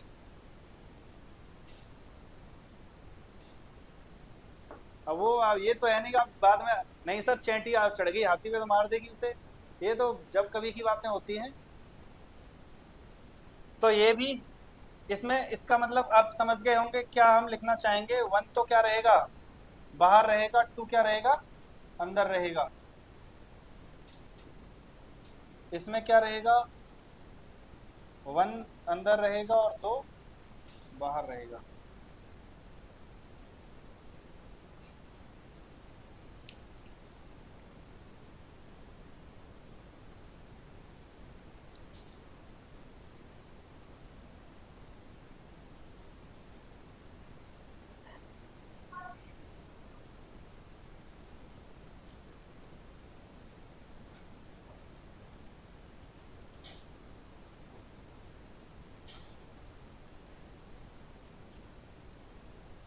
हो गए।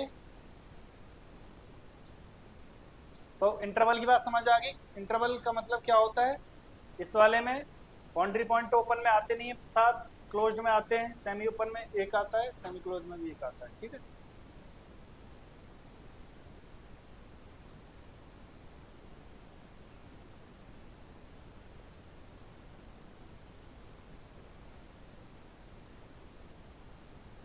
अब चलते हैं हम कॉन्ग्रुएंट मॉडुलो।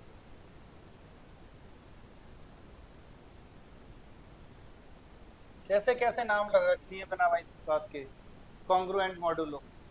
अब देखने में तो कितना बेकार जैसा, मतलब तगड़ा जैसा लग रहा है कुछ नहीं। हमने जो छोटे छोटे बच्चों थे तब हमने पढ़ा था भाग देना, पढ़ा था ना आपने।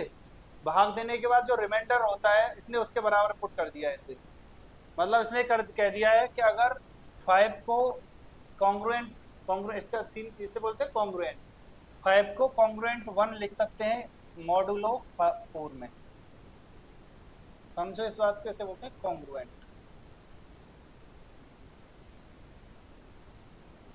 मतलब 5 की वैल्यू कितनी बता रहा है वो, 5 की वैल्यू कितनी बता रहा है वो, 1 बता रहा है।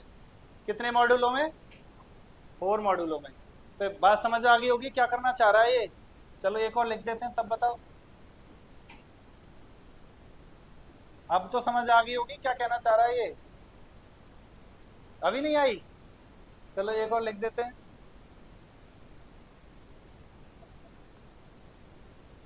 अब तो समझ आया कुछ। देखो 4 का भाग लगाया 5 में, जो रिमाइंडर बचा है उसे क्या कह रहा है, कॉन्ग्रुएंट कह रहा है। पढ़े थे नहीं पढ़े थे पहले से हम, बस नाम ही तो चेंज कर दिया है। 4 का भाग लगाया 5 में, कितना रिमाइंडर बचा, 1। तो 1 को इसने क्या बोल दिया है, कॉन्ग्रुएंट, कि इसके बराबर है ये। मॉड 4 को क्या बोल दिया है, मॉड 4 मतलब मॉडुलो 4 में 6 को क्या बोल दिया है, 2। 7 को कितना बोल दिया है, 3। तो एक बात समझ आ रही है, जहां भी कॉन्ग्रुएंट की बात होगी, मॉडुलो की बात होगी, जो नंबर होगा उसमें हम क्या करेंगे, मॉडुलो का भाग लगाएंगे, मॉडुलो का क्या करेंगे, डिवाइड देंगे। और कॉन्ग्रुएंट में जो क्या लिखा रहेगा हमारा, रिमाइंडर। कॉन्ग्रुएंट में क्या लिखा रहेगा हमारा, रिमाइंडर। तो हम ये कह सकते हैं इस वाली बात को कि ए कॉन्ग्रुएंट बी होगा मॉडुलो किसमें, एक सॉरी, ए कॉन्ग्रुएंट आर होगा मॉडुलो किसका भाग लगाए, बी में। ऐसा कर दो, ठीक है। हमने ए में बी का भाग लगाया, हमने ए में बी का भाग लगाया तो रिमाइंडर कितना बचा, आर बचा, ठीक है। हमने ए में बी का भाग लगाया तो रिमाइंडर कितना बचा, आर। तो इधर हम आ जाते हैं, हमने 4 का भाग लगाया था किसमें, 5 में। कितनी बार गया था, एक बार गया था, रिमाइंडर कितना बचा था, 1। हमने 6 में लगाया था तो एक बार गया था, रिमाइंडर कितना बचा था, 2।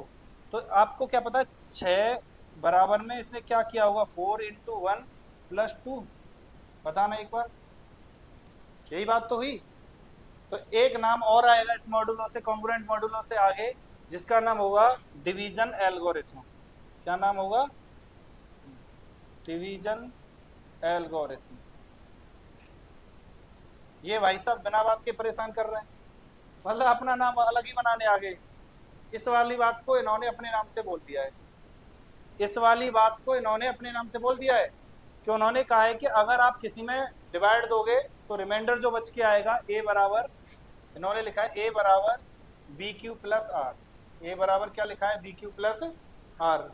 और एक्स्ट्रा में पता है क्या कहा है, जो आर की वैल्यू होगी, जो आर की वैल्यू होगी वो जीरो भी हो सकती है, जीरो से बड़ी हो सकती है, लेकिन किससे छोटी होगी, बी से। बताओ इसमें इन्होंने क्या लिख दिया है, क्या आप बता सकते हैं, आप नहीं जानते ये वाली बात। कोई भी रिमाइंडर अपने डिवाइजर से क्या होगा, छोटा ही तो होगा, और इक्वल हो गया तो रिमाइंडर तो जीरो ही आ जाएगा। हो गया नहीं हो गया। तो ये भाई साहब कहना चाह रहे हैं डिवीजन एल्गोरिथम वाले कि कोई भी रिमाइंडर अपने डिवाइजर से छोटा होता है और जीरो से इक्वल या बड़ा होता है। अब पता है ये क्वेश्चन एक बार नहीं जाने कितनी बार आया है टीपीजीटी में, ये वाला क्वेश्चन। इसमें क्या पूछता है कि जो रिमाइंडर होता है वो कितना होगा, रिमाइंडर जो होता है वो कितना होगा, और इसी डिवीजन एल्गोरिथम में कोई इसने ये बोल दिया है कि रिमाइंडर कितना होगा। अब इसमें बोलता है ऐसे है वो कि zero is less than r is less than b, zero is less than equal r is less than b, zero is less than r is less than equal b, और नन ऑफ दी। और एक में बोलेगा zero is less than equal r is less than equal b. चार option में कहेगा are will be, ये वाली फॉर्म लिख के ए बराबर b q plus r in division algorithm. तो आप क्या कहना चाहोगे इसके बारे में, ठीक है, कोई दिक्कत नहीं है ना इस बात में। अब एक बात आती है, क्या डिवाइज ये क्या रिमाइंडर नेगेटिव हो सकता है। तो डिवीजन एल्गोरिथम बेचारे इसीलिए बड़े होके यहाँ आए, नहीं तो हम लोग ही इन्हें स्वीकार कर रहे यार, मतलब क्या, ये तो हम जानते ही थे, तुमने इतनी बड़ी बात क्या कह दी इसमें। इन्होंने एक बात बहुत बड़ी कह दी कि जब रिमाइंडर कभी नेगेटिव में आप लोगे तो आप ले सकते हो, बट आंसर में आप क्या लिखोगे, रिमाइंडर को पॉजिटिव में। बस इतनी सी बात इन्होंने बताई थी कि रिमाइंडर पॉजिटिव में लिख देना, बाकी सारी चीजें नेगेटिव में रखो, मुझे कोई दिक्कत नहीं। समझो जैसे कि -3 को हम मॉडुलो 4 में लिखें, तो -3 को उन्होंने कहा कि आप -3 में 2 का भाग लगा रहे हो, तो 2 इंटू कितनी बार करोगे, -2 और प्लस में 1 ऐसे लिख दो। इन्होंने ये कहा था कि आप कुछ भी करो माइनस का, भाई माइनस में फंस जाते हैं हम, क्योंकि हमने कहा रिमाइंडर क्या होगा, पॉजिटिव होगा। तो उन्होंने कहा ठीक है आप -3 को ऐसे लिखोगे। बात समझ आई यहाँ से कुछ। इसका मतलब यह है कि रिमाइंडर कभी जीरो में नहीं होगा। रिमाइंडर अगर जीरो में है तो नेगेटिव में नहीं होगा, सॉरी जीरो नेगेटिव में नहीं होगा। अगर नेगेटिव में है तो हम कहाँ लाएंगे उसे, पॉजिटिव में लाएंगे। पॉजिटिव में कैसे लाएंगे, ऐसे जैसे -3 को हम क्या लिखेंगे, 2 इंटू -2 प्लस 1, ठीक है ना। तो डिवीजन एल्गोरिथम क्या कहता है कि आर ये कभी नहीं होगा, ठीक है, r is less than zero नहीं होगा, ये याद रखना है हमें, ठीक है। और आर इज क्या नहीं होगा, ग्रेटर देन बी नहीं होगा कभी, ठीक है। तो ये बोलते हैं डिवीजन एल्गोरिथम, और कॉन्ग्रुएंट मॉड्यूलो के साथ मिलकर बोलते हैं इस फॉर्म में, ये फिर कि जो आप रिमाइंडर के इक्वल में ले आओ, मॉड्यूलो को लेके जा रहे हो तो आप ए को कॉन्ग्रुएंट आर लिख लो मॉड्यूलो बी में, ठीक है। अब मॉड्यूलो वाला कोई क्वेश्चन आएगा आप आराम से कर पाओगे कि मॉड्यूलो में कोई पूछता है आपसे इसको मॉड्यूलो 4 में कितना लिखेंगे, लिख दोगे आराम से। 15 को मॉड्यूलो 6 में कितना लिखोगे,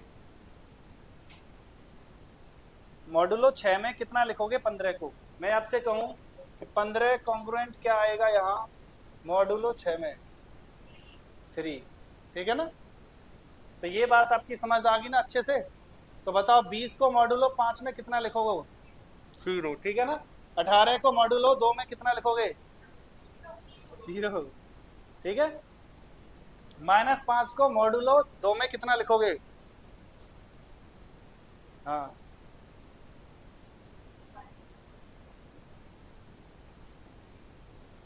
ये यही फॉर्म होती है, इसी फॉर्म में आपको लाना होगा ये, ठीक है।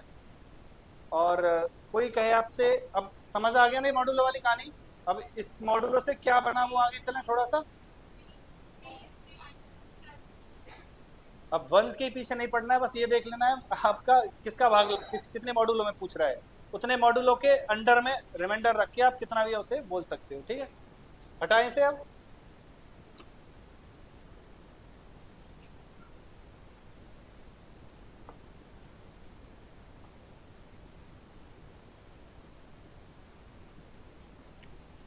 अब देखना इसी मॉड्यूलो से एक सेट निकला है, उस सेट का नाम है जेड एन सेट। क्या नाम है? Z n set. ठीक है, अब भाई साहब ये जेड एन भाई साहब क्या कहना चाह रहे हैं? ये कहना चाह रहे हैं कि जो एन नीचे लगा हुआ है, जो एन नीचे लगा हुआ है उसे हम बोलेंगे मॉड्यूलो। क्या बोलेंगे इसे? मॉड्यूलो। जो नीचे लगा हुआ है उसे हम बोलेंगे मॉड्यूलो। और जो जेड लिखा हुआ है वो तो जेड है ही, वो तो जेड है ही, इसमें तो दिक्कत है नहीं। जेड को हम क्या बोलते हैं? इंटीजर। क्या बोलते हैं? इंटीजर। ठीक है, तो अब जेड एन मॉड्यूलो में आप स्टार्ट हो जाओ। कहां से स्टार्ट होंगे बताओ? कौन सी नंबर से स्टार्ट करोगे? मॉड्यूलो जेड को आप किस नंबर से स्टार्ट करोगे? जेड कहां से स्टार्ट होता है बताओ ना? जीरो से। भाई जेड तो जीरो से स्टार्ट होगा, तो जीरो लिख दी। इसके बाद 1 2 3 4 एंड सो ऑन। क्या अभी मैंने आपको डिवीजन एल्गोरिथम पढ़ाई है, उसमें क्या कहा गया है? आप यहाँ यूज करके बताओ। मॉड्यूलो के अंदर मॉड्यूलो से रिमाइंडर क्या होना चाहिए? छोटा होना चाहिए, पॉजिटिव होना चाहिए और छोटा होना चाहिए। तो मैंने नेगेटिव तो नहीं लिया इसमें कुछ भी। जेड के अंदर तो नेगेटिव भी आता है, लेकिन क्या लिया है हमने? पॉजिटिव लिया है। अब पॉजिटिव के बाद ये बताओ कौन से नंबर तक आप इसमें रिमाइंडर। भाई जेड एन का मतलब मॉड्यूलो एन। मॉड्यूलो कितना? मॉड्यूलो एन में रख रहे हैं, तो मॉड्यूलो 4 में रख रहे थे, तो रिमाइंडर कहां तक गया था? रिमाइंडर कहां तक जा सकता था? रिमाइंडर 1 2 3, 0 1 2 3 तक जा सकता था। तो यहां भी रिमाइंडर कहां तक जाएगा? n-1 तक। इसका मतलब होता है ये जेड एन सेट को बोलते हैं इतना मॉड्यूलो एन। ऐसे बोल रहे हैं कि जेड 4 है आपके पास, तो जेड में आप 4 का भाग लगाते चलो, जो रिमाइंडर निकले वो मुझे बताते चलो। पहले कितने का भाग लगाओगे? 0 में। फिर कितने में लगाओगे? 1 में भी रिमाइंडर 1 ही बचेगा। फिर कितने में लगाओगे? 2 ही बचेगा। फिर कितने में लगाओगे? 3 ही बचेगा। फिर कितने में? फिर कितना बचेगा? 0। 5 में लगाना, फिर 1 4 1 4 5 1, ये रहा। आगे लगाओगे, यही रिपीट होते रहेंगे बस। क्या होते रहेंगे? यही रिपीट होते रहेंगे। तो जेड एन सेट समझ आया? ठीक है, तो Z n set n modulo के अंदर जेड को लिखना ही जेड एन सेट है। ठीक है ना? और मॉड्यूलो एन तो आप बहुत अच्छे से समझ ही चुके हो कि मॉड्यूलो एन क्या होता है। मॉड्यूलो का मतलब क्या होता है? भाग लगाना होता है उसका, और रिमाइंडर कितना आता है उससे? 1 कम।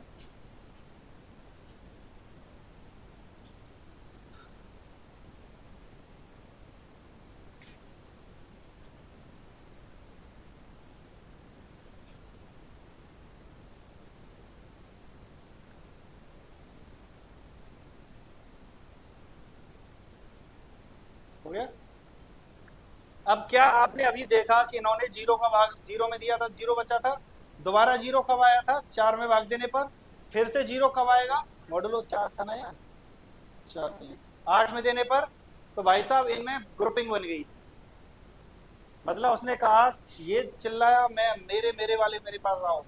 इसने कहा मेरे वाले मेरे पास आओ। इसने कहा मेरे वाले मेरे पास आओ। तो पूरे स्कूल में क्लास बट गई। इन्हीं को बोलते हैं क्लास। इन्हीं को क्या बोलते हैं? क्लास। क्लास इक्वेशन बाद में पढ़ाएंगे, पहले पढ़ेंगे हम इसकी क्लास। तो कोई पूछता है आपके जेडन सेट में, जेडन सेट में क्लास ऑफ किसी एलिमेंट ए की क्या होती है? तो मैं एलिमेंट में आपको सबसे पहले कहां से स्टार्ट कर रहा हूं? 0 से। कहां से स्टार्ट कर रहे हैं? 0 से।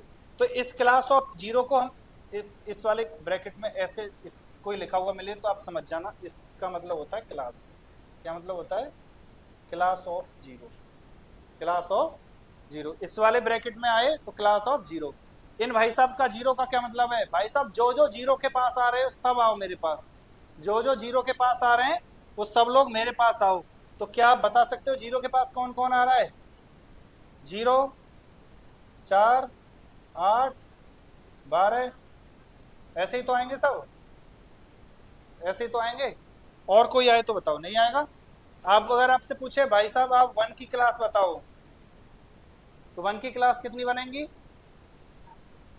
1, 5, 9, 13 एंड सो ऑन। ये तो बात समझ आ गई ना। क्लास ऑफ एनी एलिमेंट क्या होता है? मॉड्यूलो के साथ जो सेम रिमाइंडर देते हैं वो सेम क्लास के होते हैं। मॉड्यूलो के साथ जो सेम रिमाइंडर देते हैं वो सेम क्लास के होते हैं, वो एक ही क्लास के कहलाएंगे। ठीक है ना।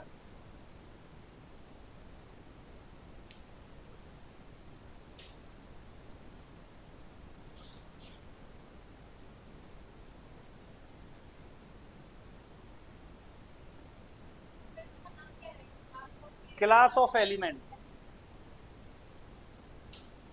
Class of elements in Z n या एनी सेट।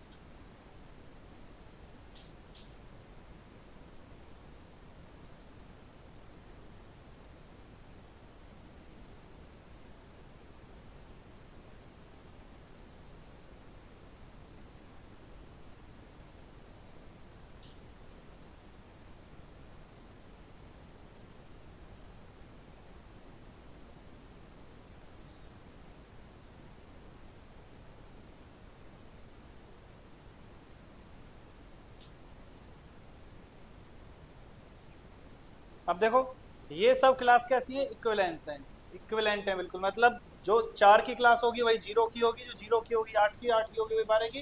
तो इनका नाम इक्विवेलेंस क्लास भी बोल सकते हैं। इनको क्या बोले? Equivalence class. अब कोई यहाँ से आपसे पूछता है कि नंबर ऑफ इक्विवेलेंस क्लास कितनी होंगी? Number of equivalence class in Z n, तो कितनी होंगी? एन की पावर एन।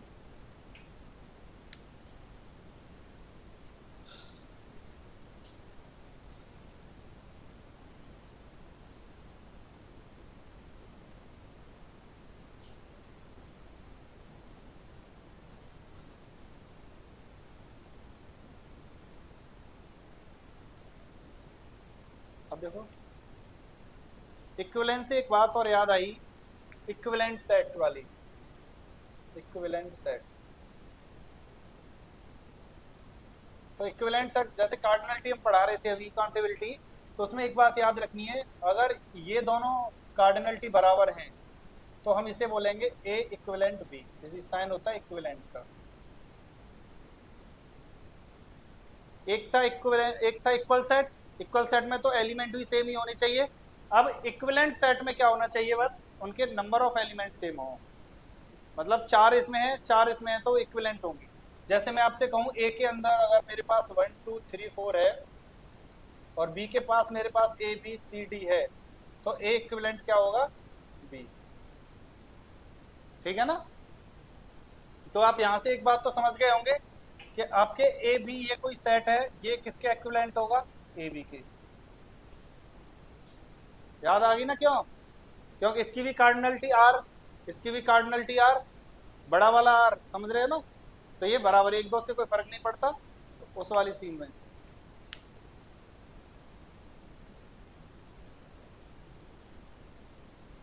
तो इक्विवेलेंट की कंडीशन ये आपको फॉलो रखवानी है सबसे।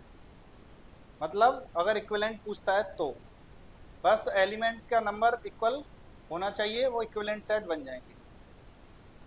तो क्लास का बात समझ आई, इक्विवेलेंस क्लास समझ आई, इसमें हमें कोई दिक्कत नहीं है। हटाएं से अब।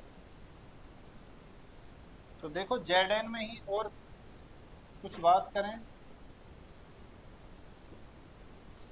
हमारे पास कोई एलिमेंट है ए, अगर हम ये कहें कि GCD of a n, GCD का मतलब समझते हो? S C F. जीसीडी का मतलब क्या है? S C F. ठीक है, पॉइंट नंबर 1 डाल लेना, जो नोट में आपको लिखते जाना है। ठीक है, जो एग्जाम के टाइम पर रिवाइज करना ही करना है कि अगर जीसीडी ऑफ ए एन अपना कितना आ रहा है? 1। कितना आ रहा है? 1 आ रहा है। तो 1/a आपका बिलोंग करेगा किसमें? देन 1/a बिलोंग करेगा जेड एन में। ये बात समझो यहां से।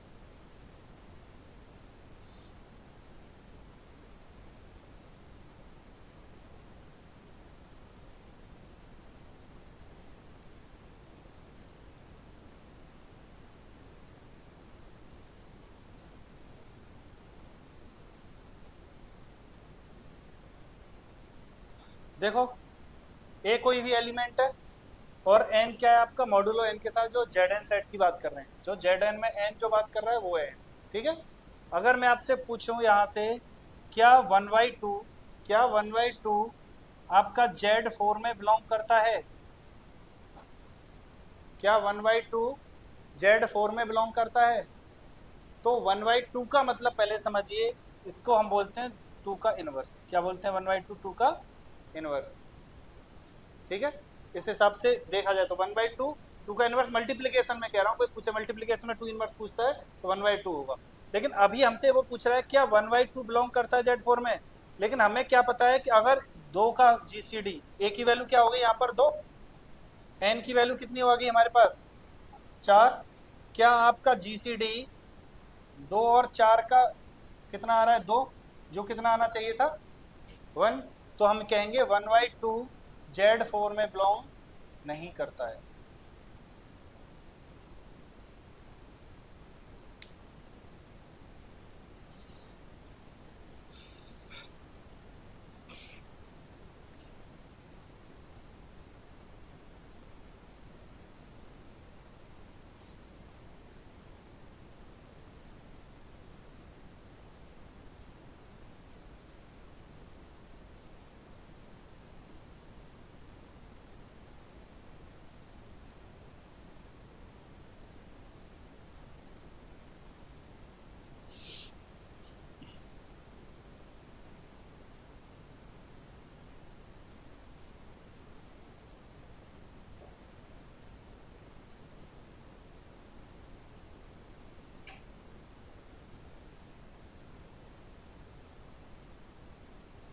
ठीक है।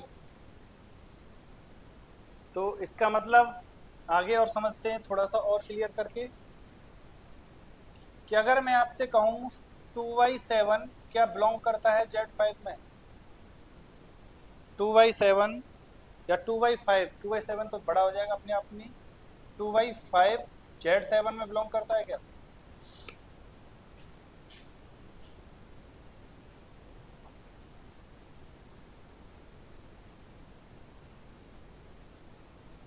तो इसके लिए पॉइंट नंबर दो लिखो, ऐसे क्वेश्चंस के लिए पॉइंट नंबर दो, कि हमारा बी, बी अपॉन क्या था ए बिलोंग करेगा जेड एन में, इफ कब, जब हमारे ए और एन का जीसीडी डी है। ए और एन का जीसीडी क्या है? डी। और डी डिवाइड कर रहा है किसको? बी को। अब देखो इसका मतलब समझो, इसका मतलब है डिवाइड्स। डिवाइड्स का मतलब ये वाला नहीं कि बी डी को डिवाइड करेगा, इसे बोलते हैं d divides b. D b को डिवाइड करेगा, उल्टा वाला है, याद रखना है, उल्टा वाला। डी अपॉन बी, इसका मतलब है कि बी किसको डिवाइड दे रहा है? डी को। और हम लिखते हैं बी डिवाइड्स डी, तो इसका मतलब है डी को डिवाइड कर रहा है बी। इन दोनों में मत डिफरेंस समझ लीजिए। ये साइन का मतलब होता है डिवाइड्स। क्या मतलब होता है? Divides. B divides d, b divides d, तो डी को बी डिवाइड कर रहा है। ठीक है। इसका मतलब है डी डिवाइड्स बी, मतलब डी को बी डिवाइड कर रहा है। ठीक है।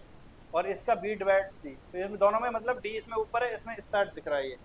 ठीक है। क्रॉस लगा रहा है तो ऊपर वाला नीचे को डिवाइड करेगा, तो डी डिवाइड्स बी करेगा तब ये इसमें बिलोंग करेगा। ठीक है। तो आप बताओ ये बिलोंग कर रहा है कि नहीं कर रहा? तो देखना नीचे वाला ए है हमारा, तो ये ए की वैल्यू कितनी आ गई हमारे पास? 5 आ गई। एन की वैल्यू कितनी है हमारे पास? 7 हो गई।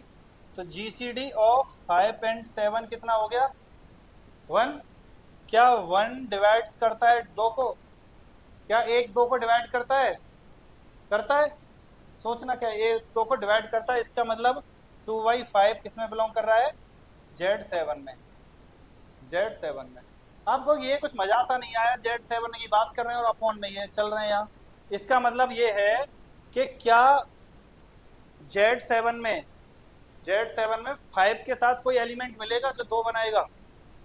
मतलब ये कहना चाह रहा है कि क्या 5x कॉन्ग्रुएंट 2 हो सकता है मॉड 7 में? अब बताओ, ये है इसका मतलब।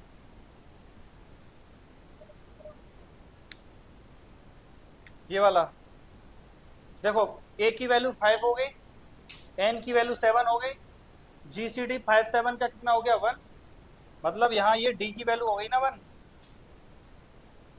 GCD ऑफ AN बराबर D, D डिवाइड करेगा B को, क्योंकि B हमारा कितना है 2, B कितना है हमारा 2, तो GCD 57 1 1 डिवाइड कर रहा है 2 को।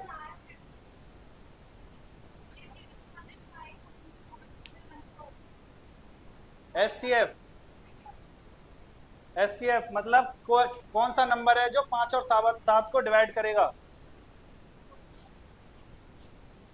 5 और 7 को डिवाइड करने वाला नंबर कौन सा है, केवल 1 ही तो है, इसलिए उसका GCD कितना हो गया 1।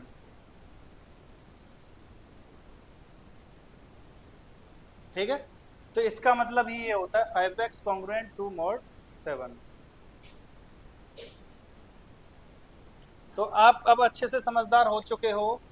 आप क्या इसको लिख पाओगे फिर, अगर इसको हम लिखवाना कहें आपसे, आपको लिख के दिखाओ इसे, क्या पूछना चाह रहा है, ये पूछना चाह रहा है मतलब क्या 2 के साथ कोई नंबर है ऐसा जो क्या बना दे, 1 बना दे, कितने में मॉड में, मॉड 7 में, तो sorry sorry sorry sorry mod 4 में, 7 में तो बन जाएगा, 7 में तो बन जाएगा, 4 दूनी 8, 7 मॉड में 8 को 1 लिख दिया।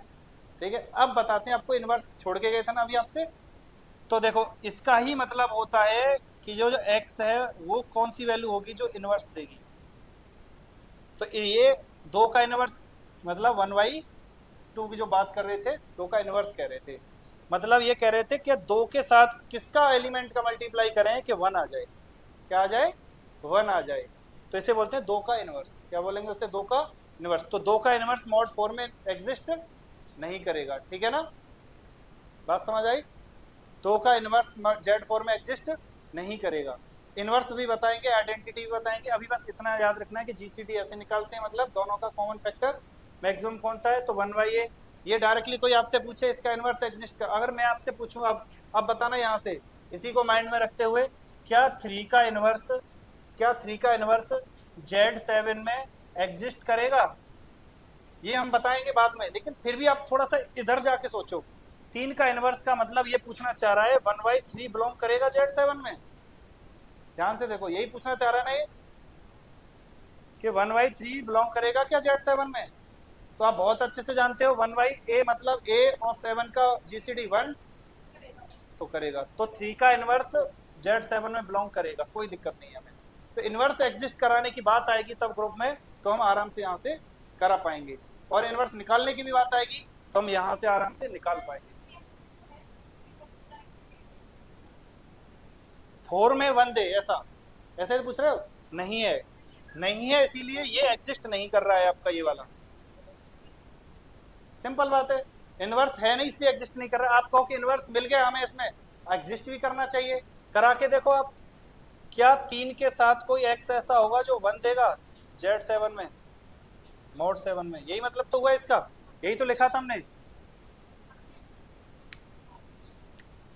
देख लो 3 5 15, 15 में 1 दे दिया, तो 3 का इनवर्स कभी निकालना होगा तो कितना आएगा 5 आएगा, कितने में मॉड 7 में। बहुत ही टफेस्ट काम था ये, फिर से समझ लो, 2-3 बार समझ लो, बहुत टफेस्ट काम है इनवर्स, बहुत जल्दी बोलते हैं, आपको चाइनीज रिमाइंडर थ्योरम में यूज करना पड़ेगा ये, आपकी TGT टेंशन मत लो, आपके में नहीं आता है, आपके में आता है, चाइनीज रिमाइंडर थ्योरम में इनवर्स निकालना है, ये नहीं इतना, इतने अंदर वाला नहीं आएगा, बस डायरेक्टली इतना पूछेगा ये, मतलब सेटिस्फाई करता है नहीं करता है, तो आपको जानते हो तो ठीक है, नहीं जानते हो तो उसमें x की वैल्यू पुट करके आप तो कर्ज ले जाओगे, इनके में डायरेक्टली पूछेगा नेट वाले में कि इनवर्स निकाल के आप कर पाओगे, ये वाला एक बार पूरा दोबारा से कर लेते हैं, क्या दिक्कत है। तो आप क्या पूछ रहे थे, 3 का इनवर्स, इन्होंने कहा 3 का इनवर्स बिलोंग करता है कि नहीं करता है Z7 में, और बिलोंग करता है तो 3 का इनवर्स होगा क्या, यही बात थी, तो 3 का इनवर्स हमने कहा 1/3, क्या 1/3 बिलोंग करेगा Z7 में, हमने पहले बताया था अगर 1/8 बिलोंग करेगा Zn में, कब, जब a और n का GCD कितना हो 1 हो, अब a की वैल्यू कितनी है 3 और 7 का GCD कितना है 1 होता है, 1 होता है, तो मतलब क्या होगा 1/3 बिलोंग कर गया, 1/3 बिलोंग कर गया, इसका मतलब क्या लिखना सिखाया था, क्या 3x इसका मतलब 1 बनेगा मॉड 7 में, तो जो x की वैल्यू आप ऐसी फाइंड कीजिए, वही वैल्यू क्या होगी, इनवर्स होगी, जो 1 बना दे मॉड 7। बताओ, रख रख के देखो। 1 पे नहीं बनेगा, 2 पे नहीं बनेगा, 3 पे नहीं, 5 पे, 5 से 15, 7 दूनी 14 बन गया। तो x की वैल्यू क्या बनी यहाँ पर, 5। तो 3 का इनवर्स कितना आ गया, 5 आ गया। 3 का इनवर्स कितना आ गया, 5। तो लिखने की भी जरूरत नहीं पड़ेगी, नेक्स्ट टाइम से आप डायरेक्टली कर पाओगे कि इसका इनवर्स कितना होगा। ठीक है, तो एक करके बताओ, फिर हटा दें, से मिटा दें।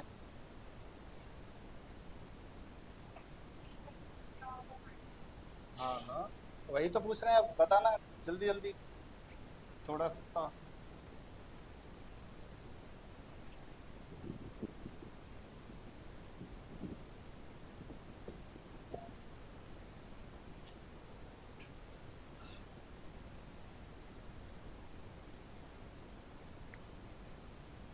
फोर का इनवर्स क्या बिलोंग करेगा Z9 में, 8 का इनवर्स क्या बिलोंग करेगा Z72 में, 71 का इनवर्स क्या बिलोंग करेगा Z72 में, और बिलोंग करेगा तो कितना आएगा।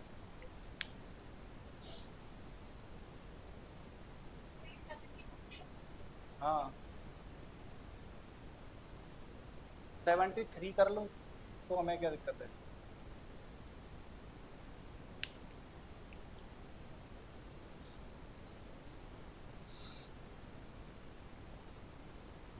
सिंपल सोचना है, 4 इनवर्स मतलब 1/4 बिलोंग करेगा Z9 में, 4 9 का GCD 1 करेगा, मतलब 4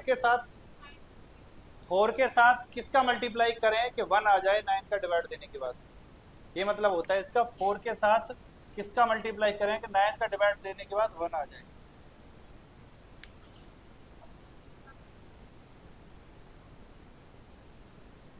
देखना, 1 पे नहीं, 2 पे, 8 पे नहीं, 3 पे, 12 भी, 3 रखेंगे तो 12 नहीं आ रहा, 4 रखेंगे तो 16, 5 रखेंगे तो 5 चौके 20, 6 पे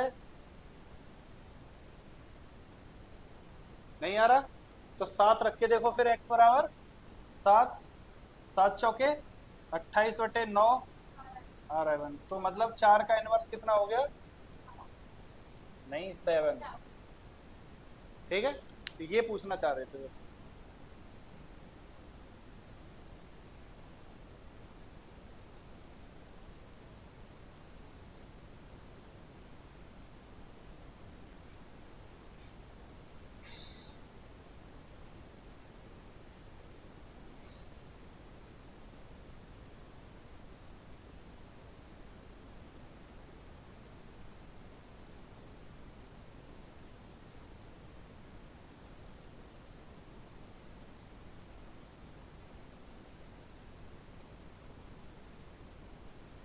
अब ये आपका ग्रेजुएशन पार्ट था बीच में, ठीक है, यहाँ तक और काउंटेबिलिटी तक। ठीक है, फिर से बैक रिटर्न मारते हैं, फिर पहुँचते हैं जहाँ से स्टार्ट हुए थे। भाई कुछ का तो कम है तो उससे भी तो पूरा कराना है।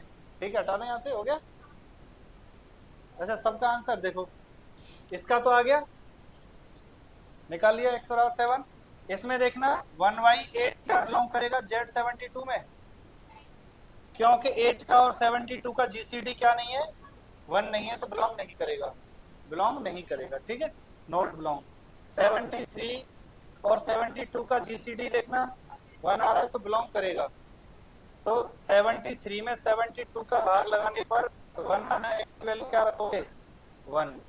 ठीक है, तो 73 का इनवर्स कोई पूछता है, 72 के नॉट में कितना आ जाएगा, 1।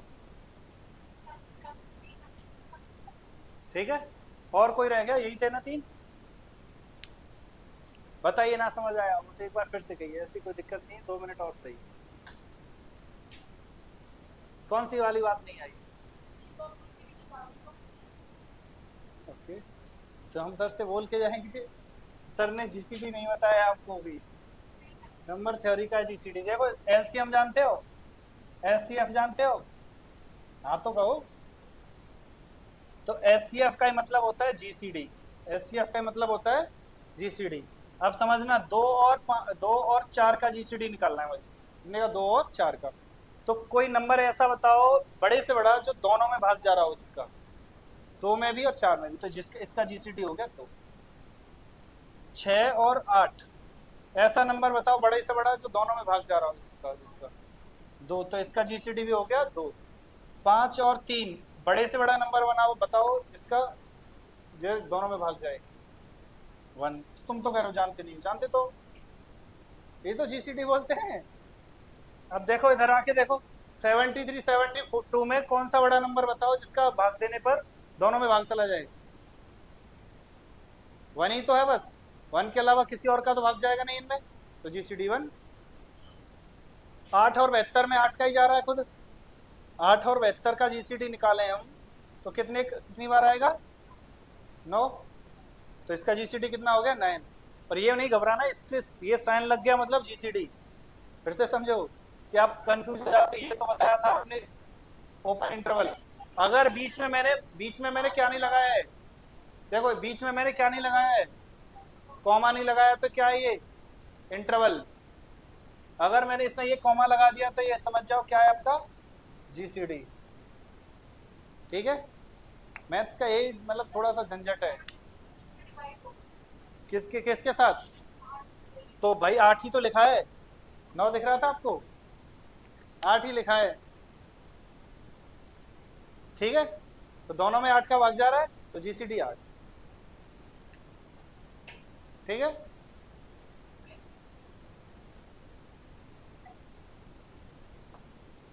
तो बोल दिया करो, ऐसी कोई दिक्कत नहीं है, मतलब लिख जाता है बोलते बोलते कुछ भी। हाँ, ये वो पॉइंट है जैसे कोई आके तुम्हें परेशान करे तो उस जगह पर थोड़ा यूज हो जाते हैं, बताइए क्या हो गया, बस बाकी का वहाँ तो लिखा आता है प्रॉपर। ठीक है, नेट में नहीं लिखा आता, तुम सोचो तुम्हारे लिए लिखा है, वहाँ तो ये बस साइन ही बनाएगा। समझ गए तो ठीक है।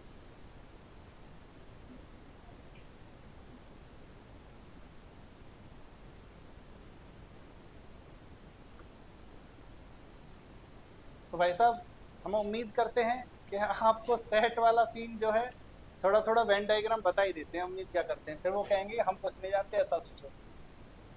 वेन डायग्राम चलते चलते तुम्हारा थोड़ा सा ध्यान रखा जाएगा इस बात का कि वहाँ भी पहुँचा जाए।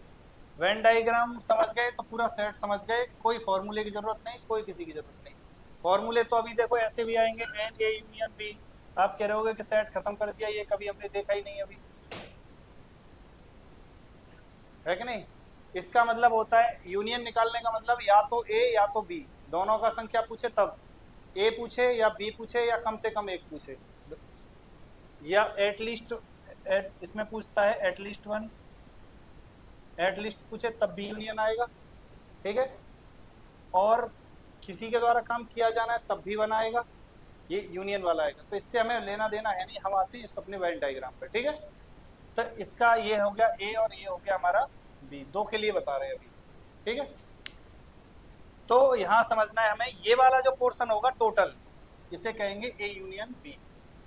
ए यूनियन बी भी नहीं कह रहे, हम कह रहे हैं इसे पूरा यूनियन। क्या कह रहे हैं, पूरा यूनियन। यूनियन मतलब सबका बाप, मतलब इन सबका जितने लोग इस डिब्बे के अंदर आएंगे वो सब किसके होंगे, यू के होंगे। जो सब किसके आएंगे, यू के अंदर आएंगे, वो सब डिब्बे के अंदर यू के होंगे। ठीक है, ए और बी भी होंगे, मतलब जितने बड़े डिब्बे के अंदर आएंगे सब।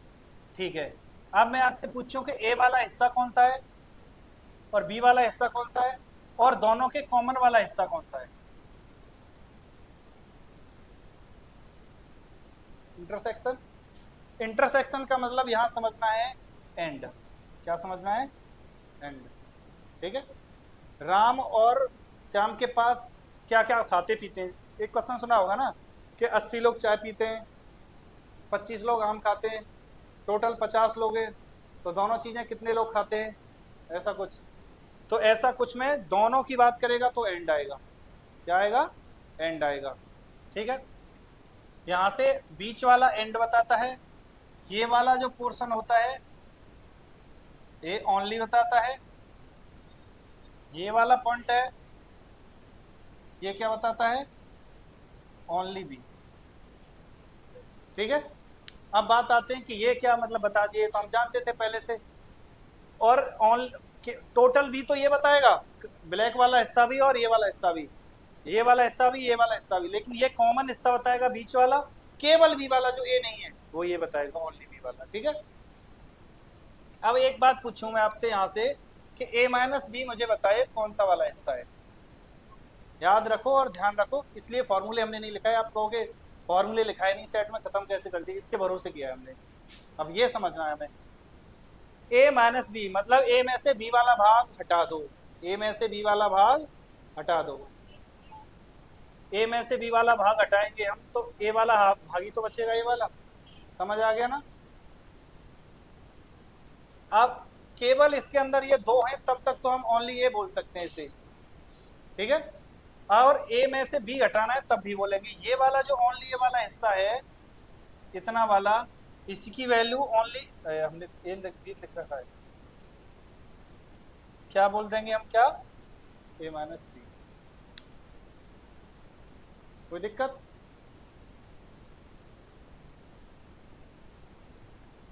तो अब कभी भी क्वेश्चन कैसा भी आता है तो आप डायग्राम बनाओ कि कौन सा फॉर्मूला सही है, कौन सा फॉर्मूला सही नहीं है, इसमें चेक कर ले जाओ बस।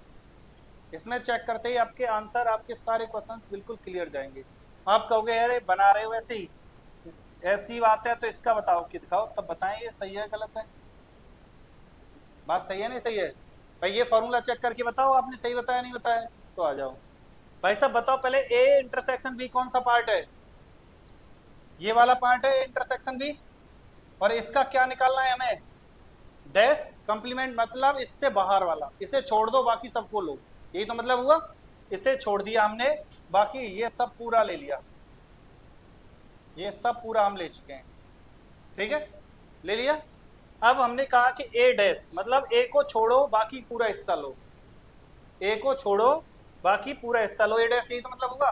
तो हमने कहा कि ए को, ये वाला पार्ट ए को छोड़ दो, ए को छोड़ना है, बाकी का पूरा हिस्सा लेना है। ए को छोड़ने के बाद बाकी का पूरा हिस्सा देखें तो ये वाला पार्ट बचा, यही वाला पार्ट बचा ना, बोलो। अब यूनियन किसके साथ करना है, बी को छोड़ो बाकी हिस्सा लो। भाई साहब देखना, बी वाला पार्ट ये वाला छोड़े हम, ये वाला छोड़े हम, तो ये पूरा हिस्सा आ गया, आ गया नहीं आ गया। तो इसने क्या कहा था, इंटरसेक्शन छोड़ के पूरा हिस्सा, तो इंटरसेक्शन छूट गया दोनों में और पूरा हिस्सा आ गया नहीं आ गया, तो ये मतलब सही है। ऐसे सोचना है इंटरसेक्ट मतलब वेन डायग्राम से, तो फॉर्मूले की जरूरत नहीं पड़ेगी आपको, ऑप्शन दिए होंगे, ऑप्शन में देख के आराम से आप कर सकते हो।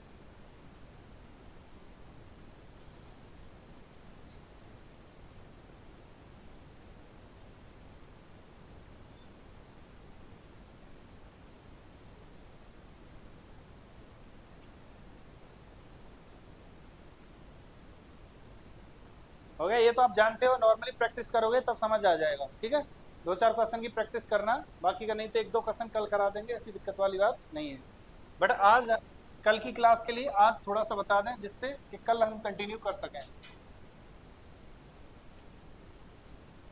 तो कल की क्लास के लिए बताना क्या है आज, थोड़ा सा बस, अभी हमने क्या पढ़ा था, सेट पढ़ा था, मोटा मोटा सेट पढ़ा है। अब रिलेशन एक तो देख लेते हैं, रिलेशन, और एक देख लेते हैं फंक्शन। टाइम तो हो गया खैर, बट कल के लिए तैयारी के लिए थोड़ा सा तो पता होना चाहिए बेस। रिलेशन क्या होता है और फंक्शन क्या होता है एक बार बात कर लेते हैं। कोई सेट लिया था हमने ए, एक कोई सेट लें ए और एक कोई सेट लिया हमने बी, दोनों कैसे हैं, नॉन एम्प्टी। कैसे हैं, नॉन एम्प्टी तो समझते हो, उसमें क्वेश्चन कुछ है, खाली नहीं है वो दोनों। ठीक है, तो रिलेशन से पहले हम इनका क्या निकालेंगे, कार्टेशियन प्रोडक्ट। क्या निकालेंगे, कार्टेशियन प्रोडक्ट। कार्टेशियन प्रोडक्ट का मतलब होता है, समझ गए क्या होता है, गुणा, मतलब वही वाली बात है, बस नाम बदल दिए, इंग्लिश में बोल दिया कार्टेशियन प्रोडक्ट, हमारे हिसाब से तो मल्टीप्लाई है, जुड़ा है। तो मतलब आप बताओ मल्टीप्लाई करोगे, अगर मैंने कहा आपके पास ए के अंदर 1 2 है, 3 है, और बी के अंदर आपके पास 2 और 4 है, तो आप मल्टीप्लाई कर सकते हो क्या इसका। देखो हम मल्टीप्लाई कैसे करते हैं, एक्स वाई इस फॉर्म में। ठीक है, जहां से सभी एक्स तो आएंगे ए से और सभी वाई आएंगे बी से। ठीक है, यहाँ समझना, इस फॉर्म में लिखे जाएंगे इस कोष्टक में। ठीक है, अब यहाँ कार्टेशियन प्रोडक्ट की बात होगी तब हम जीसीडी की बात नहीं करेंगे। ठीक है, तो अब देखो ये पॉइंट लिखा आ गया, इसका मतलब होता है ऑर्डर्ड पेयर क्या होता है? ऑर्डर्ड पेयर, ऑर्डर्ड पेयर मतलब ऑर्डर के साथ खिलवाड़ नहीं होगी। ऑर्डर मतलब एक्स वाई है तो आप वाई एक्स नहीं लिख सकते। अब तक आप सेट के अंदर क्या कर रहे थे, कभी 2 को आगे कभी 3 को पीछे, कोई फर्क नहीं पड़ रहा था। लेकिन इसके अंदर आप ऑर्डर्ड पेयर मतलब होता है जो जिसका ऑर्डर है उसी ऑर्डर में लिखोगे। अगर एक्स वाई की जगह पे आपने वाई एक्स लिख दिया तो एलिमेंट चेंज हो गया। क्या हो गया? वो चेंज हो जाएगा। ठीक है, इसे बोलेंगे ऑर्डर्ड पेयर। ठीक है ना। और ऑर्डर्ड पेयर को ही आप एक्स रिलेट वाई लिख सकते हैं। क्या लिख सकते हैं? X relate y. इसी को क्या लिख सकते हैं हम? X relate y. ठीक, कोई दिक्कत नहीं है। यहां से मैं आपसे ए क्रॉस बी पूछूं अगर, तो आप ए क्रॉस बी मुझे बता सकते हो? 1 2, बोलो। 1 4, 2 2, 2 4, 3 2, 3 4, यही निकला। अब यहां से एक बात समझ आई कि कोई भी number of a cross b पूछता है कार्टेशियन प्रोडक्ट में, तो आपकी बात समझ आ गई होगी, यही होगा। ये भी साइन किसका होता है? Number of a cross b, मतलब ए क्रॉस बी के अंदर कितने एलिमेंट होंगे। ठीक है, number of element in a cross b, ये मतलब होगा इसका। कितने होंगे? दोनों के अंदर जितने एलिमेंट होंगे उनका मल्टीप्लाई। देखो नहीं, कितने हैं इसमें? 3 है, इसमें कितने? 2, तो टोटल कितने होने चाहिए? 6। 1 2 3 4 5 6। ठीक है ना। कार्टेशियन प्रोडक्ट में नंबर ऑफ एलिमेंट कितने होते हैं? दोनों सेट में जितने एलिमेंट होंगे। अगर मैं यहाँ एक ही सेट लिख दूं एक क्रॉस ए, तब भी कोई फर्क नहीं पड़ना चाहिए आपको। एक के साथ ही, ए का ए के साथ ही, ए का ए के साथ ही। जैसे मैं आपको यहाँ एक क्रॉस ए दूं और ए के अंदर एलिमेंट बताऊं 1 और 2 है, तो क्या लिखोगे? 1 1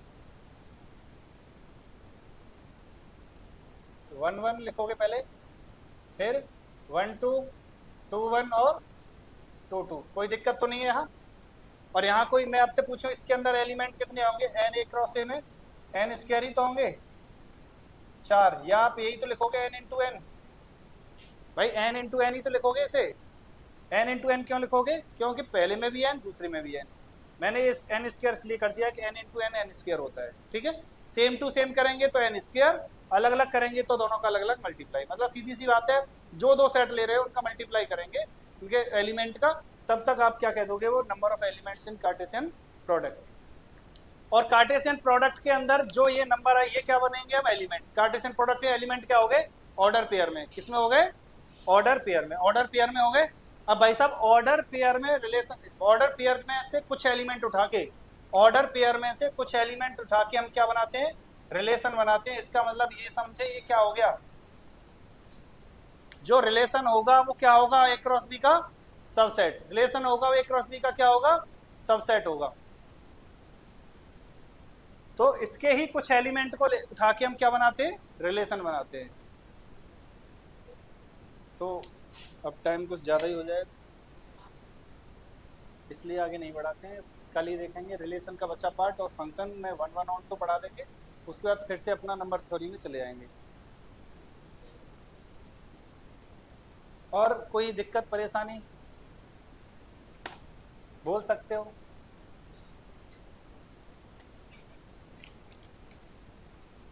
यहाँ तक समझ आया नहीं आया? आपका एग्जाम कब है? अरे तब तक तो हो जाएगा। टीजीटी वाला इसमें ये होता, पर डी ट्रिपल एस में टीजीटी का कौन है फिलहाल वाला जो एग्जाम आपका है? देखते हैं, लगाते हैं क्लास जल्दी जल्दी।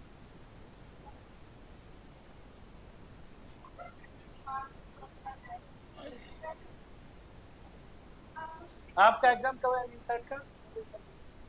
अगले साल जून में? ये बताओ पहले, अभी 3 महीने में किसी का एग्जाम है? 2 लोगों का है। आपका तो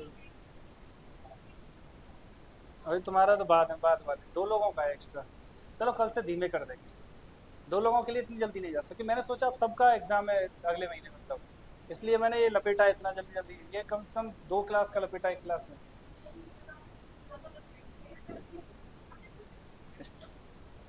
क्या?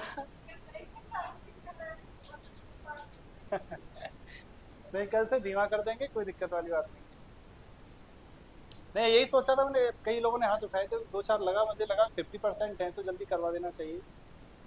ये पता है, 2 क्लास का सेट लपेटा है, ठीक है, 1 क्लास का रिलेशन तक पहुंच गए। अरे मैंने सर ने कहा एग्जाम आ रहा है DSSB वाले, और वो एक और एग्जाम वाले बच्चे हैं, तो मैंने कहा चलो ठीक है, तो फिर क्या है, उसी हिसाब देखो। अब जैसा एग्जाम है आगे, जैसे अक्टूबर में एग्जाम सोच के चले तो भाई इतना तो हमें लपेटना ही पड़ेगा। और नहीं हमें पता चला आपका नहीं एग्जाम है, तो हम नहीं आ जाएंगे, हमें क्या दिक्कत है, हम तो आराम से पढ़ाएंगे। फिर पता है ऐसे पढ़ाएंगे, देखो ए नन एम्प्टी सेट हो गया, नन एम्प्टी का मतलब तो समझते हो आप लोग, खाली सेट हो गया।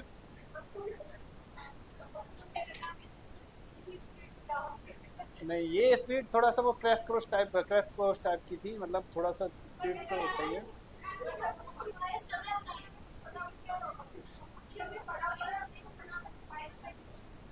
चलो कोई नहीं, नेक्स्ट क्लास से बिल्कुल धीमे धीमे बताएंगे, कोई दिक्कत नहीं होगी आपको, ठीक है, क्योंकि आप बता रहे हैं सब लोग एग्जाम अभी नहीं है, कुछ टाइम में एग्जाम है, तो ऐसी कोई दिक्कत नहीं है, ठीक है।